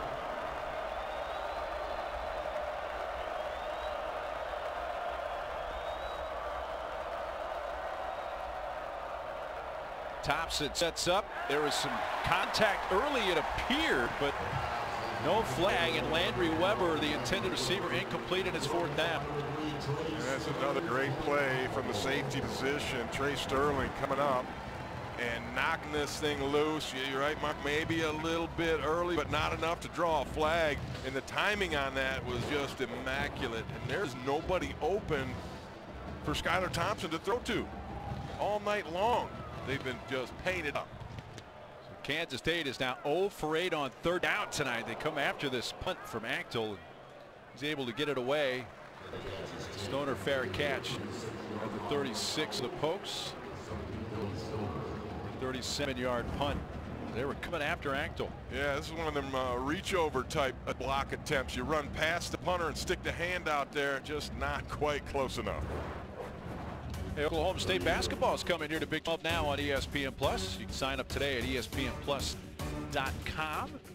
ESPN Plus action for the Post begins November 6th. They take on Oral Roberts. Get the conference play. 3 games as well on ESPN Plus. Hubbard is out there once again. He had the 84-yard touchdown run. By the way, and I think we've mentioned this tonight, if we haven't, Hubbard came in this week leading the nation in yards after contact. Well, he didn't get the end of that stat with his 84-yard touchdown run because nobody from K-State touched him. Come to the near side, and that catch for Landon Wolf. He is immediately tackled. It's A.J. Parker. That's a loss of a couple of yards. Good defense, and this defense has played well tonight. I mean, they've been worn out a little bit. They've been on the field more than the offense, which is rare for this outfit, but they've made stops in the red zone. They've played well, and now they're offsides. Hubert jumped. A little push in there after Reggie Walker. And he and Anthony. No doubt about the offsides. Offside, number 51. Defense, unabated quarterback. 5-yard penalty, still 3rd down. Mike Gundy obviously concerned, but in Walker's defense, the whistle was a little delayed and he was already rolling, so I'm not mad at him. 5th penalty against K-State for 43 yards tonight. The Cowboys looking at a 3rd down and 6. A little shovel. Hubbard. That last little lunge gets it close, but still about a yard away from the 1st down, a 5-yard gain. That's one of the heart attack plays for a coach because your quarterback is pitching it late awkwardly, and it wasn't the best pitch, but yet those players are so good, Hubbard and Sanders, they made it work. 4th down and 1 from their own 45, and it looked like they were kind of thinking about that for a moment, but decided, hey, we can't give K-State any momentum at all. Right, the defense is playing so well. Nice move to avoid Walker there, and then the pitch. It's almost a forward pass, it looked like. I don't know, Hubbard might have got that, man. That might have needed to be looked at. Hutton's punt, and Brooks fair catches just outside the 15. Will that K-State offense come alive? Still early in this second half. Well, a couple of years ago, K-State came here to Stillwater and won. Bill Snyder, Coach Gundy with the handshakes, and a very nice game for Skylar Thompson. He found Byron Pringle for 3 TDs. Pringle also had an 88-yard kickoff return for touchdown. And then last year, Kansas State won 31-12. Alex Barnes found the end zone 4 times. The 12 points scored by Oklahoma State last year in Manhattan was their season low for points in a game. K-State's won the last 2, including their win here 2 years ago, which was their first year since 1999. They're in a big hole right now, 23-3. With 9:28 to go, 3rd quarter. Thompson hands off. This is Trotter running straight ahead, and I'm not even going to look at the stat sheet. That's got to be their best run from Sremich on 1st down tonight, and that's for 8 yards. And on, it's got to be close. Nice little run by Trotter, and He seems to be, if there is one, the hottest hand in that backfield. You know, they like to use Harry Trotter, Jordan Brown, and James Gilbert, and nobody really has gotten it going yet today.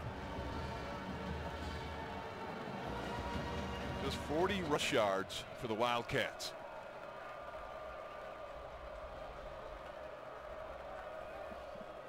Fakes the handoff to Trotter, and Thompson again rolling out is just going to throw it high in the vicinity. The intended receiver, and took a little hit there at the end. And it's Groundhog's Day for Skylar Thompson, because he drops back to throw again, and there's nobody to throw it to. Every guy has a defender plastered on him, and then he gets plastered himself. Kansas State has not converted on third down yet tonight. 0 for 8.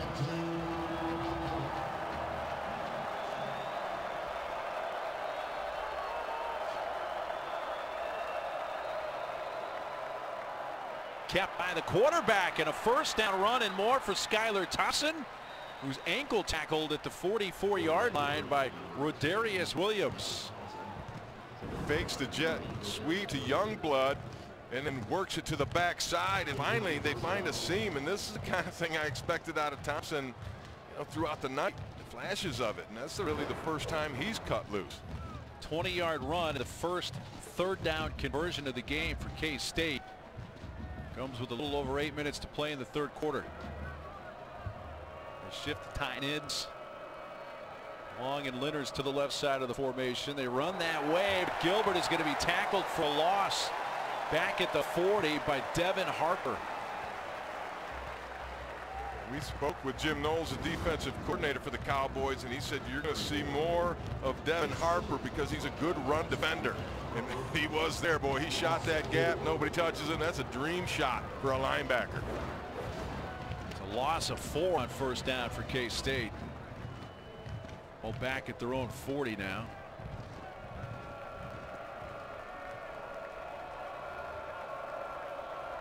With 2 receivers to each side.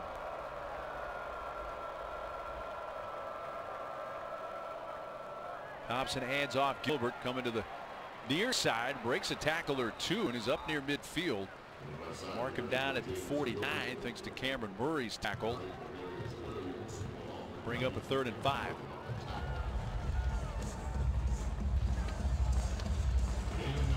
Really haven't got Gilbert going. He's a grad transfer from Ball State, came in over 3,000 career rushing yards. This is a school that had no running backs on scholarship at one point in the offseason. Yeah. Chris Kleiman says, yeah, nobody had told me about that. But he was expecting James Gilbert to transfer to North Dakota State, and then when Coach Kleiman got the job, he just followed him here. Weber in motion. Thompson, time running out. He's able to elude one tackler, Mike Scott. It goes to the far side to midfield, and Thompson just stayed on his feet. He's still going to be a little short of the first down, but does pick up 3 yards after all this. Yeah, this is the perfect dodging machine right here, Skylar Thompson. He's got one guy that got him, no more. He's got another guy dead on him. Nope, not going to be you or you two. And then he finally runs into his own man to kind of stop the parade. Yeah, ran into the back of Weber. And it's 4th and 2. I am surprised that they're not going for this. I know there's 6:03 left here and change in the third quarter. A lot of football left. Maybe a fake comes here. I don't know, but this would be one where I would have to go for it. Punt by Anctil, and especially after that. And it goes into the end zone. Net 21 yards on the deal. Yep. So 5:44 to play in this third quarter. But a frustrating night for Skylar Thompson and the Kansas State offense, down 20.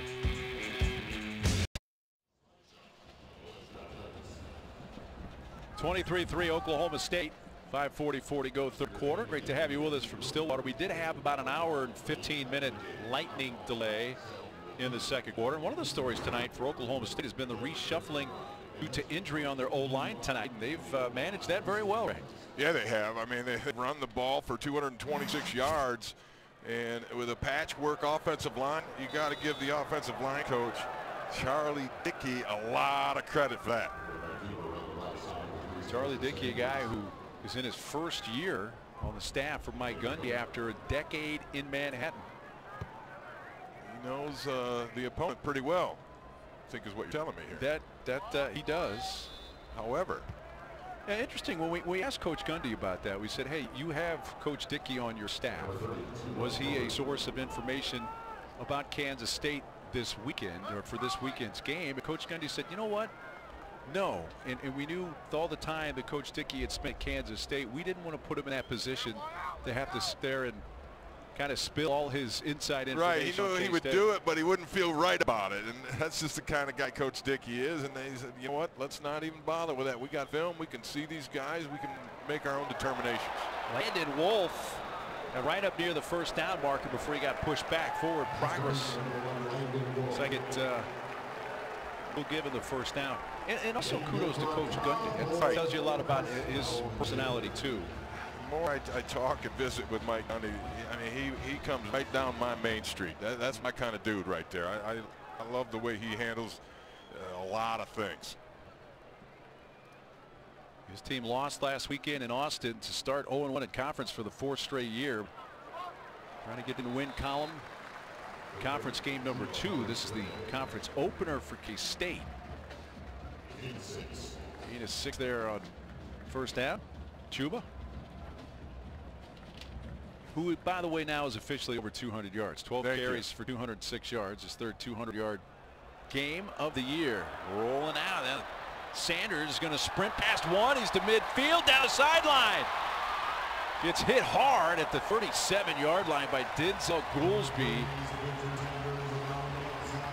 A long run for the quarterback, Spencer Sanders. It shows you his ability to make a play out in space too. I mean, he's a nice runner, but a better scrambler. And by that, I mean, he's got the eyes and the vision to see where to scramble.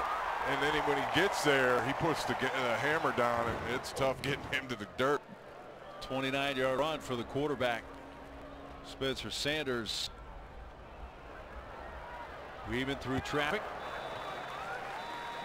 Down to the 28 and a run of 7. Ed has more. Dylan Stoner told me that, yeah, he likes it when Sanders throws the ball. He really likes that, but he loves watching him use his feet. He told me, we know the play is never over with him at quarterback, so we always have to stay ready. And then they love watching him when he scrambles outside of the pocket. And he has been an outstanding runner. And another run there, Daquan Hatton stopping Hubbard. Well, Sanders came in number 2 in rushing yards for quarterbacks at FBS. Only Jalen Hurts had run for more coming into this weekend.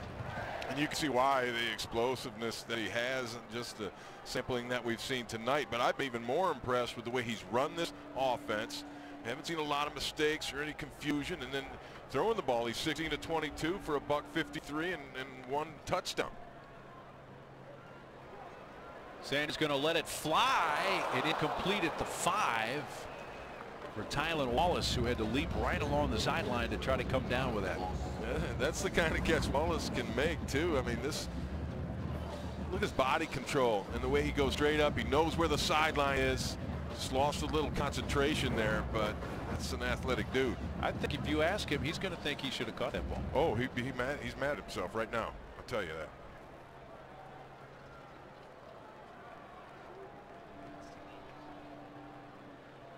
Wallace has 8 catches for 145 yards though tonight. Sanders, there he goes.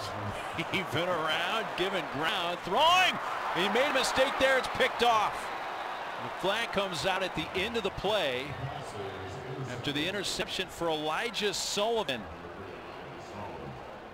Yeah, there's an old saying, you don't throw across your body late in the down. Man on field, number 72, offense. That penalty is declined. First down. And that's a freshman quarterback that we talked about. And this, you don't do this. Now, yeah, you got a guy standing there open, but people are coming, and the throw was a little errant as well. So he'll learn from that one. Probably won't see that again anytime soon. First pick of the year for the junior, Elijah Sullivan. Sledge. Hammer. 4-time Sanders has been picked. Let's see if maybe that we keep trying to find something for K-State to build off of. They do too. They haven't found it on offense yet. We're going to give to Gilbert. Bounces off one tackler and a nice run, lowers the shoulder, and a first down. That is something you can build off. Gilbert ran over somebody, and now, okay, it's physical. It's on. This is how we play, and yet we haven't seen much of it. Watch you get up in the hole and just, bam, just smash through the linebacker, Rodriguez. 15-yard run on first down for James Gilbert. Under 2 minutes to go, third quarter. Oklahoma State down 20. Fake the jet sweep. Thompson threads that pass, and they say that is complete to Dalton Schoen, first down. I thought that throw was a little bit late, but nonetheless right on the money, and then Schoen, with a guy draped entirely all over him, is able to make the catch with the hands. That's beautiful football. 13-yard gain, first catch of the night for Schoen, his 8th of the year. Back-to-back first downs. They've got John Holcomb in there again, and they have to take another timeout. That's twice they brought Holcomb in to be a Wildcat type quarterback, and they couldn't get lined up right. I don't understand that. I don't think Coach Kleiman's understanding it too well either, because this is very atypical of the way this ball club usually plays.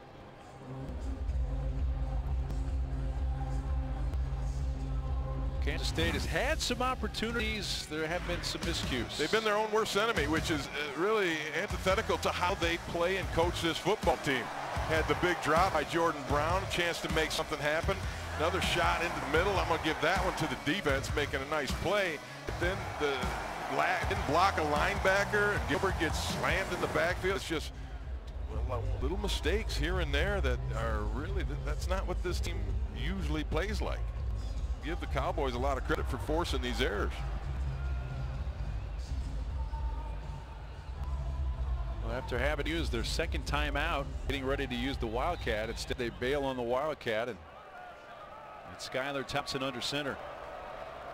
Into the I formation, and off to Gilbert. Now they're going to say no play. The officials whistle it dead. Well, the receiver came in really late.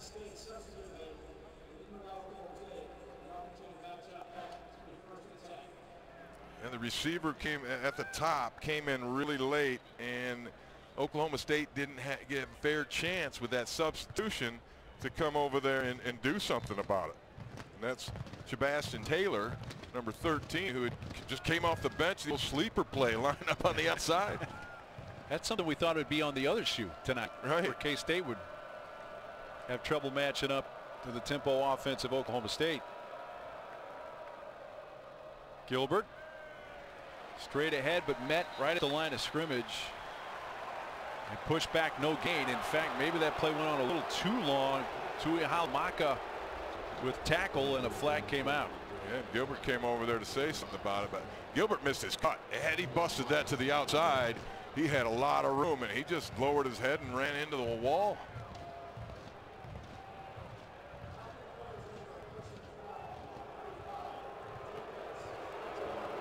Well, it is a personal foul against Oklahoma State. Yeah, Tui Halamaka just kept on going, and the whistle blew, and you got to quit, and instead he slammed him down.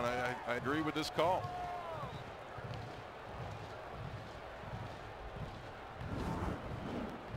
Here's the end of the play.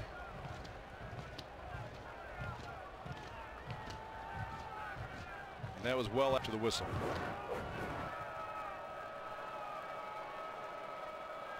First down, K-State at the 38 of Oklahoma State.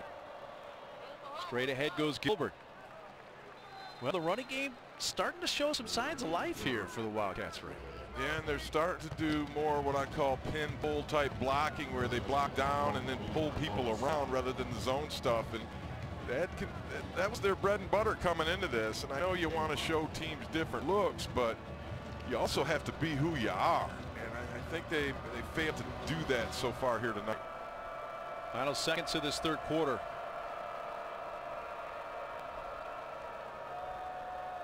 Get the play off in time. Thompson, good throw.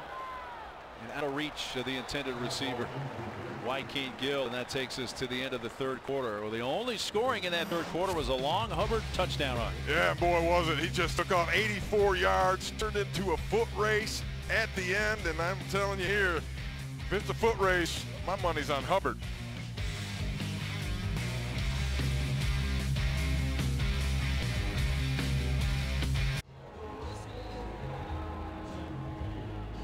Into the fourth quarter from Stillwater, 23-3 Oklahoma State. Mike Gundy's team trying to even their record at 1-1 in conference, and this is the conference opener for Chris Klieman at Kansas State. The off week yesterday. Chris Klieman has not lost as a head coach since November 4th, 2017. I just did the math, 694 days. I believe the number. I'm not sure if I believe that you actually did math. I had my shoes off. That should have been your first clue. From the Wildcat, Holcomb dropped the snap, but then picks it up and runs it forward to about the 30. Does gain 3 or 4 yards. Holcomb tried to run before he got the snap. I mean, he's jacked up. He wants to make an impact. He's getting a chance here. Critical time for this team. They didn't have to use a timeout, their last one, with Holcomb in as the Wildcat, because it was the first play of the quarter. Now 4th and 2, and no question they're going for it here. Have to. Leave Holcomb in there. Thompson is at the top of the screen. In motion, Youngblood handed to him on the jet sweep. First down sideline, hit out of bounds inside the 20-yard line by Trey Sterling, and Kansas State converts on 4th down. And give Holcomb a lot of credit, because I guarantee you he wanted to keep this football, but he stayed true to his read. He reads them linebackers, and if they're coming at him, he's going to hand it off. If they're getting wide, he'll keep it and take it up the middle. Good read by Holcomb. Extends the drive for Kansas State. First down at the 19 of the Pokes.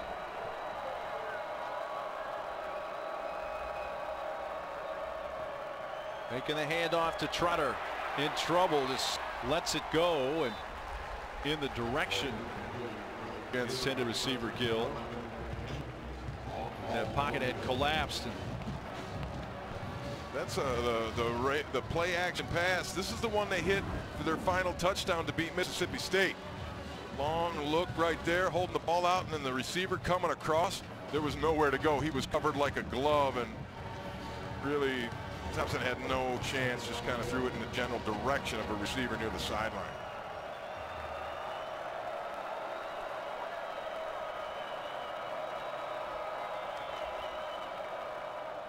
Give us to Gilbert, trying to stretch it out, and he's tackled for a loss by Trey Sterling. Sterling's been all over the field tonight, man. He's been making plays just like that. He plays close to the line of scrimmage as a safety, but we've seen him break up some passes. And when he turns the jets on, comes downhill, it's look out, because he's going to get there quick, and then he's going to finish it when he does. Played a really good ball game tonight.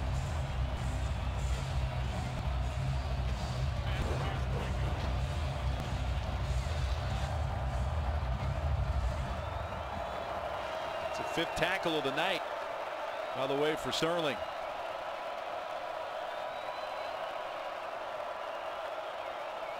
Here comes pressure on Thompson. He lets it go across the middle and finds his receiver Brooks. Mark Brooks at the 19, but bring out, as you see Thompson get hit as he threw there. Yeah, always a price to pay. But some good sportsmanship helping him up. I never did that back in the day. Yeah, get yourself up. Wasn't what your generation did much of, right? No, they're on their own in that regard. Lynch is hit from 46. And he hits this one as well from 37. 23-6.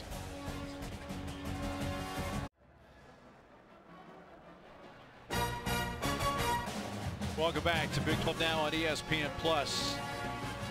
Still a 3-score game, 17-point lead for Oklahoma State, 12-16 to go fourth quarter from Stillwater.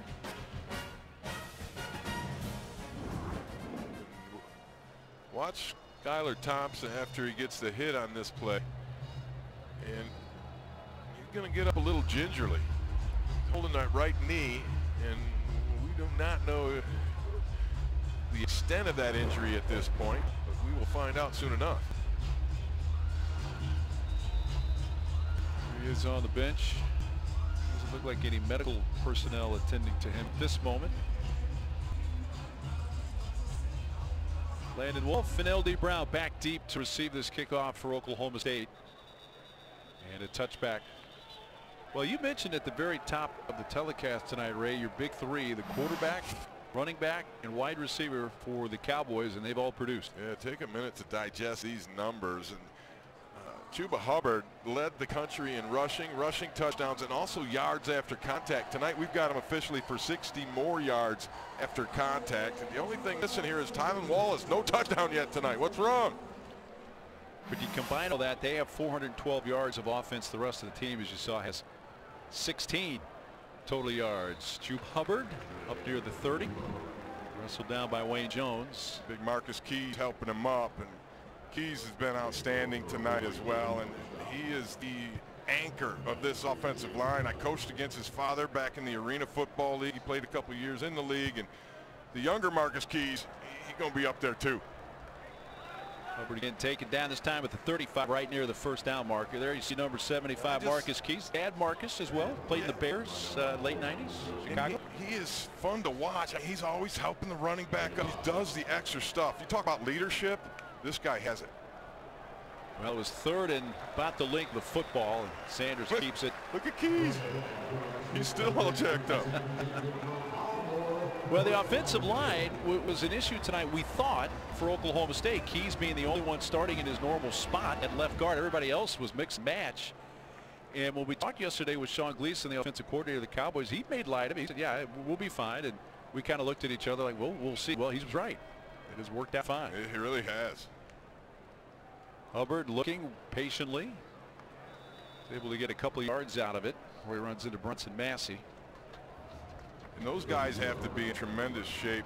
And those big fellas and this tempo that they run and the heat out here, it just amazes me that they're able to continue to go like they do.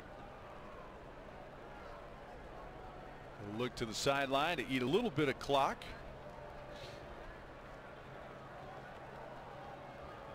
Play clock's down to 15. That's low for Oklahoma State's offense. Sanders, time to throw, and has his man open, but overshot Stoner, and it's picked off by Daryl Patterson. Patterson returns it to 45 to midfield and hit hard. Yeah, Tylan Wallace. Like, I can play defense too. What do you need? But just an overthrow really from Spencer Sanders. It looked like the intended receiver got caught up with the defensive back, Patterson, and Patterson got kind of pushed back, and it put him right into the path of the football. Second time tonight that Sanders has been picked, and you can definitely tell that Patterson feeling the effects that hit at the end of the play. There, and a great concentration to tap that thing around and keep control of it. Then you pay at the end as Mr. Wallace makes a call. Boom. Hello. Well, Kansas State down 17 after the second turnover of the night, and they find the tight end, and up in it is Nick Lenners. His first catch of the night, third of the season, a gain of 19. It was the first time all night Malcolm Rodriguez didn't have the perfect coverage all over a tight end. And they've been trying to do this all night, but they haven't been able to because Rodriguez has been draped over the guy. This time Lenners was able to get a little separation. First down from the 30.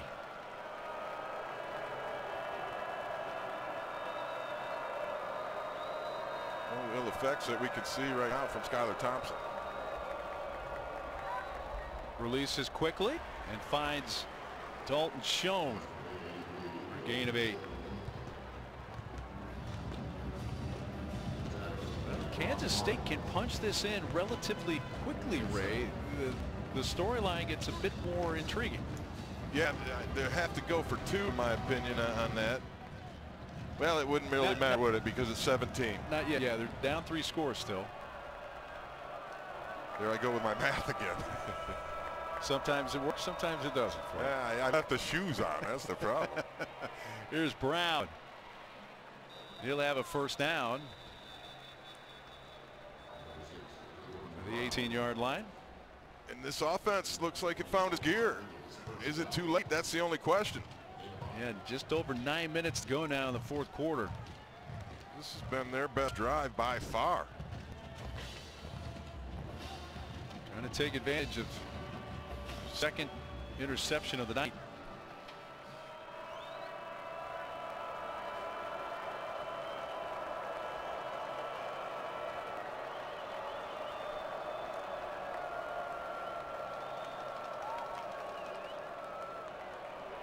Thompson going far side for the end zone, turning a little bit late. Gill, he got tangled up with the defender, and there's a flag at the 15.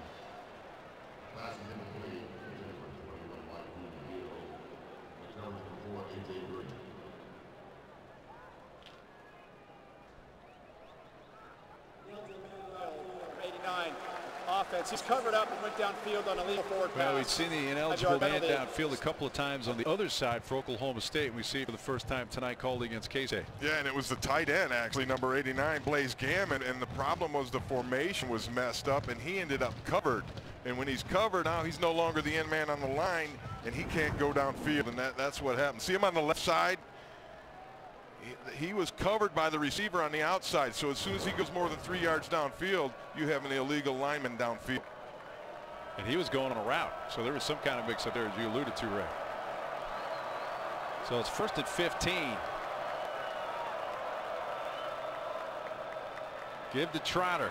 Turns upfield inside the 20, down to 15, close to the 15. He was met by Harvell Peel and Brock Martin.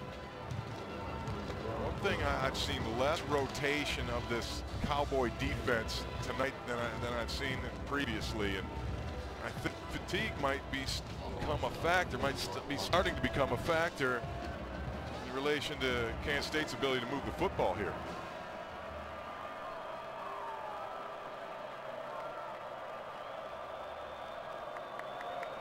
Thompson at the screen. Brooks. First to goal inside the 5. Nice play call there, tunnel screen. The Cowboy defense has been voiding middle to cover guys on the outside, and you dump it inside and you get a few linemen up in there, and you just come back to it. You see the 2 linemen out front. There's only one man there in the middle, and that's Ogbongbemiga, and he was a lonester there. First and goal, K-State trying to find the end zone for the first time tonight, and we had a couple of field goals from Lynch from 37 and 46, but haven't found the end zone yet. Make this a little more interesting if they punch one in here. It's Gilbert. Touchdown Kansas State with 7:14 to go. 4th touchdown run of the year for James Gilbert. Not much resistance on that drive and that particular play. Really good job blocking there by Tyler Mitchell, the right guard. He got his rear end in the hole, blocked that guy from getting across his face, and boom, a little seam, and that's all Gilbert needs. Mike Lynch, a perfect 18 for 18 point after on the season, make it 19 for 19, and it's 23-13. 10-point game. They found the end zone, Ray. They did. It's there. We were wondering.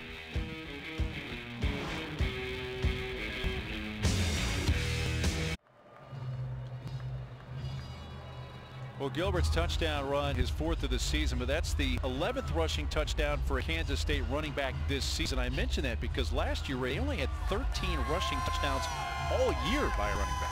Yeah, and that added up to a 5-7 season, but yeah, running the ball better here tonight. Look at their first 11 drives, but their last 3, as you alluded to, starting to find some more rhythm offensively. Yeah, and I gotta say some of it's the fatigue factor for the Cowboy defense, but I also think that they finally found a little bit of formula, and they quit shooting themselves in the foot. They were their own worst enemy up until those last 3 drives, basically stopping themselves as much as anything. Is it too little too late for K-State? Well, we don't know, but for them to keep this rally going, they're going to defensively need to make a quick stop. That fair catch made at the 1, but it'll come out to 25 per that rule that was changed a year or two ago. This is a huge series for this Wildcat defense, and they've hung in there pretty well all night. And they need to cap it off with some kind of stop, get the offense back on the field while they're rolling pretty good. And I'm always intrigued, Ray, by the Oklahoma State offense. They like to hike the ball with 25 on the play clock a lot of times. Do they, when that clock gets rolling, try to eat a little more clock than usual? I think you have to, but not to the extent that you're going to, hurt yourself. All right, they play better faster, and so you got to kind of weigh that out. Well, play clock's down to 2. Are they going to get this off in time? Very close, but they do. And we'll pick up about 4 on first down. Wayne Dones, number 4, with the tackle for K-State. Yeah, the clock's running now. Let's see if they try to take a little more time off of it, or they just go in their normal rotation, their normal speed. There's your answer. Yeah, they snap it with 29 on the play clock with the game clock running. Hubbard is going to leave about a 3rd and a long 2 or 3 make that. I'm talking to Sean Gleason, he said, no, we try to get it off before 25, but when we're humming, when we're going, there's 30 or more seconds left on that play clock when they get their snap off. Call it 3rd and 3. Big play for the K-State defense right here if they're going to try to continue this rally. Handoff, Hubbard, first down. Boy, he's kind of, he's a glider, man. Yes, interesting. He's in his vision, and I know Coach Gundy's talked about this with us as well, has really improved. Initially, he was just a fast guy. Now he's turned into a real running back, and you can just see the difference. So Hubbard able to move the chains with that last run, and that lets the clock run down here. Down to 6 minutes. Ed has more. The best players on the field, if not the best player tonight. But Mike Gundy told us, hey, he's still a year and a half away from being a real NFL prospect. But I'm sure a lot of teams are going to look at him this season. And there he goes. See, they're going to like a lot of film that they see from him. That year and a half is a long way away. Yeah, I think Coach Gundy just wants to keep him around for a year and a half. I think that's what that one's all about, because in my mind, Hubbard's ready right now. I mean, look at the explosiveness, the vision, the balance that he has. He's just the complete package, and he's getting close to, in fact, he has surpassed his career high, I believe. That's a 44-yard run, so he has 285 yards, and your math is correct once again. And the first-year offensive coordinator, Sean Gleason, got to be happy with what he's seen from his running back. Yes, he's an analytics guy, and he has a little bit of a baseball background, and those numbers, apparently there's some truth in them. Numbers don't lie. Brown. So we'll have to look and see what others have done around the nation today. With his 285 yards, a new career high for Hubbard. It's also the highest total in FBS, correct, this year for this season. And if nobody went over 265, he's got the top 2. Daquan Patton down for K-State being attended to, and we'll step aside.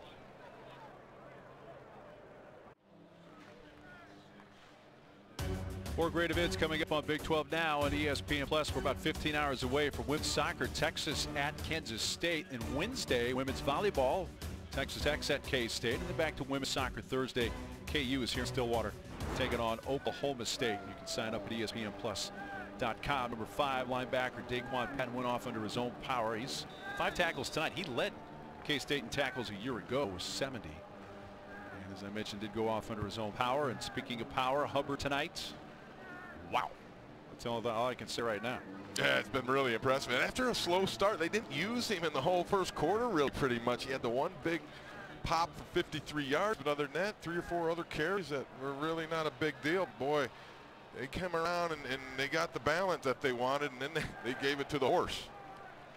He has 22 carries, Hubbard does. As you look at yards allowed for K-State. Doubled them up tonight. Yes, they have. 70 yards after contact for Hubbard, who gets a little chance to add to that as he lowered the shoulder on Wayne Jones. You know, Hubbard's mixing power into his game now, too. Is. And, I mean, this is a perfect example of it. This is a powerful man. He's just going to lower the shoulder and say, back down, because I'm coming.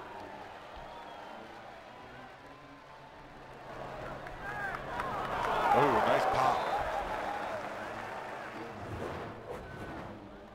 First and goal for Oklahoma State as we're under 4 minutes to go. I'm going to call a fade to Tylan Wallace at the top of the screen, try to get him on the board.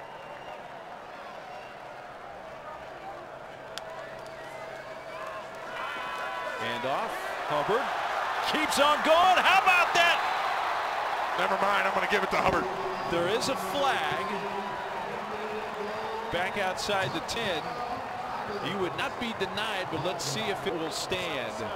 It will. Offense, 10-yard. It was good drama while it lasted for those few moments.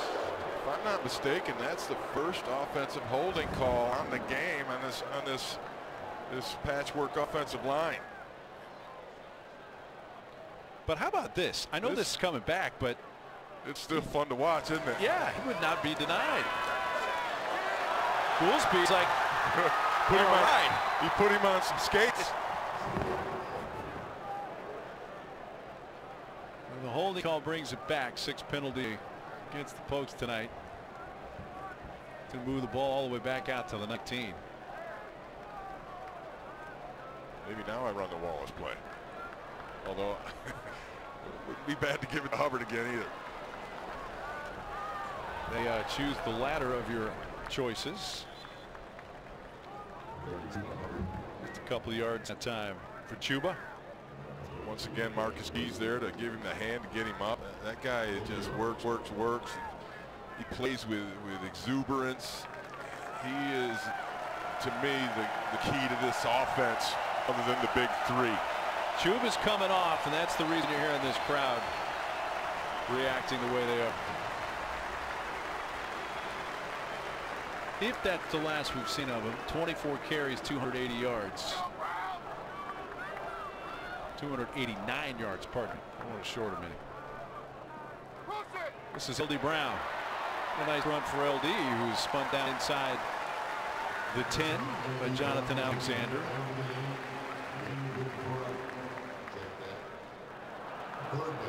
Cowboys have just imposed their will on this drive, and there's kind of an example of it. People are getting blocked. There's a hat on a hat. Nobody touches Brown until he's basically at linebacker depth.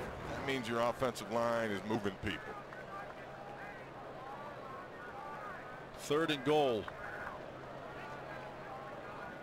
Yeah, they're in a huddle. They're milking the clock here. Who is this team in the orange and black? It's a team that appears destined 2 minutes away from their first conference win. Take a little timeout. Oklahoma State would improve to 4-1 overall and 1-1 in conference. And for K-State, it would be their first loss. But we still have 1:54 to go here in Stillwater. We'll be right back. Back here in Stillwater. What a night it's been for Chuba. Been man possessed, hasn't he? Yeah, he has. He's ripped off runs of 84, 53, 44, 20, and 18, but none better than those where he's just running folks over. That's what'll get a coach and a football guy excited. Yeah, everyone loves to see those big, long breakaway runs, but when you're running dudes over like that, that's an extra deal. Yeah, that last highlight you saw came back due to penalty. We had to show it again because it was still pretty impressive with the power of Chuba, who's almost in the end zone again. Stopped just short. Them legs don't quit, and they pump pretty fast. And he just that generates his power because he's not that big. I mean, he's 207 is what they list him at. Coach said 210, but he carries a lot more than that when he's hitting people. So here's the issue. It's 4th down, and I think the crowd wants the ball right back in the belly of Chuba here, who's on the cusp of 300 yards, but they're only at the 1-yard line. It would be hard not to hand it to number 30 right now. I don't know. I'm going to say he's going to get this one.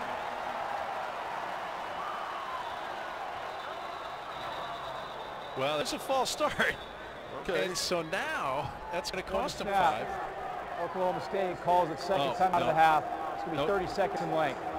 No penalty. It is a timeout. But you knew where I was going with that. Yeah, all of a sudden he can go over 300. Yeah. That's exactly where you were going. And I don't know that that's going to happen, but it doesn't matter. The numbers are irrelevant after watching his performance. He just took over this ballgame. Kansas State came in ranked 24th. Chris Klieman was trying to become the first head coach in K-State history to start 4-0. And he has won 24 consecutive games as a head coach. You have to go back the last couple of years at North Dakota State. Last year they were unbeaten, 15-0, winning the FCS title. The year prior to that they won the title. They were 14-1. The only loss was to South Dakota State November 4th, 2017. It's the last time he's lost, and as Ray pointed out with his math, it's been 694 days. Yeah, thank you. And then, I asked him about that. You remember your last loss? And he goes, yeah, I remember all of my last all my losses. Well, there's so few of them. Yeah, you do. Chuba, by the way, does have 303 total yards when you include a couple of catches for 7 yards. But this is a good decision by Coach Gundy. Why not? Get some points here. And if they're going to beat you, they got to have a real miracle to score 14 in the last 103. So Amendola, that's a new career high for him. 4 field goals in a game. So he hits from 18 there, but also 21, 28, 25 prior to that. And he's a perfect 10 of 10 in field goal attempts on the season for the 50-year senior. Mike Gundy told us this was going to be a real physical ball game. That he thought Kansas State had the most physical defense in the conference and play a physical style of ball. And he said he couldn't wait to see his guys answer that challenge because they wanted to get after it. They've been beat by this squad 2 years in a row, and they've been physically manhandled. Oh, they turned the tables tonight. Oklahoma State is going to go to Texas Tech next weekend. Kansas State will be hosting Baylor. Baylor's undefeated. Had a nice win today over Iowa State. We're going to see them ranked next week? They should be. They could take the place of Kansas State at 24. Oklahoma State might be up there themselves. It's Brooks. Stopped at the 25. 58 seconds to play. Big 12 now on ESPN Plus. It is a must-have for Big 12 fans. The exclusive home to more than 50 live men's basketball games, hundreds of women's basketball games, as well as Olympic sports and select Big 12 championships. Big 12 now is available on all your connected devices, phone, tablet, desktop, or TV. You can sign up today at ESPNplus.com. Half the distance to the goal. First down. Number 36 is first. Unsportsmanlike contact. Foul for the game. Called that on Mason Barta. Sophomore fullback for the Wildcats. That means K-State's going to start at 12. One timeout in 58 seconds. Down 13.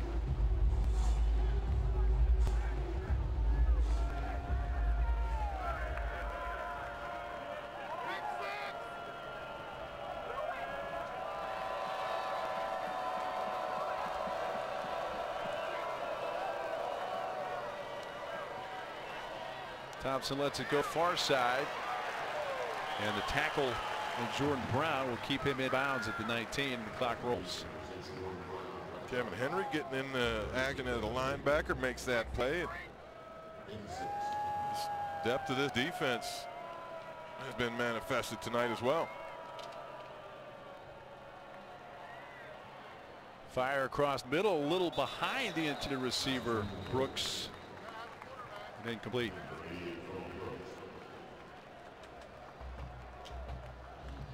Well, Skylar Thompson had good memories the last couple of games against Oklahoma State. He won here 2 years ago. Went 10 for 13. Career high 3 touchdown passes, 204 yards, 45-40 win over OSU, which was ranked 10th in the nation at that time. And then last year, 31-12 win at home on homecoming in Manhattan. Well, this one will go in the bad memory bank here. Just 11 of 23 for 118 yards passing tonight for Skylar Thompson. Third down's been a big problem tonight for K-State. Just 1 for 12. He ran out of time. Delay a game. Offense. 5-yard penalty. Still third down. Well, we mentioned at the top the narrative changed for K-State after they won on the road a couple weeks ago at Mississippi State. Had an off week last week. What's the narrative now after tonight, Ray? That Mississippi State was vastly overrated, and there's still some work to be done for this Wildcat football team. You know, I think they've ran into their first buzzsaw here. They did play well, and Coach Kleiman, he's not fooling himself. He told us there's still some questions that need to be answered for us.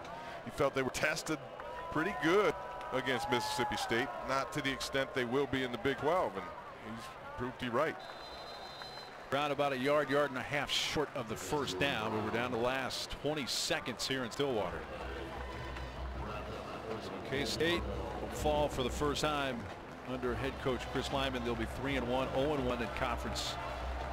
Yeah, Oklahoma State 4-1, 1-1 in conference. I was say, Mark, that's it. They're not going to run another play, and that makes sense to me. You never really got a feel the entire game that Kansas State was truly in it, did we? No, not at all. I mean, there was one sign of life the first drive after the rain delay, but other than that, this was a thorough beatdown. Oklahoma State did it tonight. And it may not look that way, just a 13-point difference, but you're exactly right, Ray. I mean, it's Oklahoma State, the way they played, you probably think they would have scored more than 26 points. You would, and give the Wildcat defense some credit. They did bow up in the red zone, but I tell you what, they got hit in the mouth all day. Coach Gundy down below with Ed. Coach, coming into this week, tough loss to Texas. We talked about how physical this game is going to be, but what did you learn about your guys beating a tough Kansas State team? Well, I'm really proud of our team, but our defense was tremendous. They knew this was going to be a physical game, and they got right in the middle of it, and I was very proud of them. And then in the end, we were able to rush the football offensively and secure the game. Kansas State's a good football team and well coached, but our guys did a great job of coaching. Our kids played really hard. Chuba Hubbard, career high 296 rushing yards, first player in school history with 3 200-yard games in the first 5 games of the season. I mean, how special is he? Yeah, he's really running good. Our guys up front are getting their head on the right guys, but his speed allows him to be a difference maker. When he gets the open field, he can really roll. So it's always a team effort, but very, very proud of Chuba, but I can't say enough about the defense. And I'd be remiss to say, I mean, your offensive line, with all those shuffling you guys had to do, I mean, how good are they tonight? I'm very proud of them. We had one mistake at the end. 77 got a holding call, but we had 2 new tackles, you know, and I'm proud of the way they played tonight. We had some mistakes. Got to try to limit turnovers, but overall it was a great win. Congratulations, Coach. Thank you. Well, you played with Thurman Thomas, Ray Bentley. You played against Barry Sanders, 2 of the all-time greats here at Oklahoma State, and I'm not going to throw Chuba Hubbard into their category right now, but you saw a really great performance tonight for Chuba Hubbard. And let's hear from him first before I let you answer that. Go ahead. Chuba, record-setting performance for yourself, but I want to hear what you saw from your offensive line tonight with so much reshuffling. Yeah, they did a great job. Obviously, you saw some of the holes. You know, they were gashing them. So, you know, I'm thankful and blessed to be behind the offensive line. I mean, not everybody gets that. Like I always say, you know, any running back could do that. So, you know, I'm just thankful to be in this position. Well, you're the first running back in school history with 3 200-yard games in the first 5 games of the season. What in the world are you seeing out on the field? I mean, that's cool and stuff. I mean, I really just care about winning. I mean, wasn't the best one today, but I'm glad we got it done. I mean, if I would have rushed for 50 yards today, you know, I'd be feeling the same way. So I'm just glad we got the win, and I'm happy to be here with my brothers. Tough game for you guys, but what message did you guys send tonight? Pardon me, say one more time. What message did you guys send tonight? Like I said, I don't think it was our best game, but, you know, we're a tough team. You know, we can fight it out. If we need to run the ball, we can do that. If we need to pass, we can do it. Obviously, last week didn't go our way, but, you know, we just wanted to bounce back, and, yeah, I'm just looking forward to next game. Congratulations, man. Thank you very much. Chuba, Ed, thanks very much. Ray, it's all you. I'll tell you what, he's on his road to be mentioned in the names in that pantheon of great Cowboy backs. You're talking about Barry Sanders. You're talking about Thurman Thomas. It don't get no better than that. Hubbard's on his way. 26-13, Oklahoma State beats 24th ranked Kansas State tonight here in Stillwater. This has been a presentation of ESPN. For Ray Bentley, Ed Ashoff, and our entire crew, I'm Mark Gilley. Thanks for sharing this one with us, and good night from Stillwater.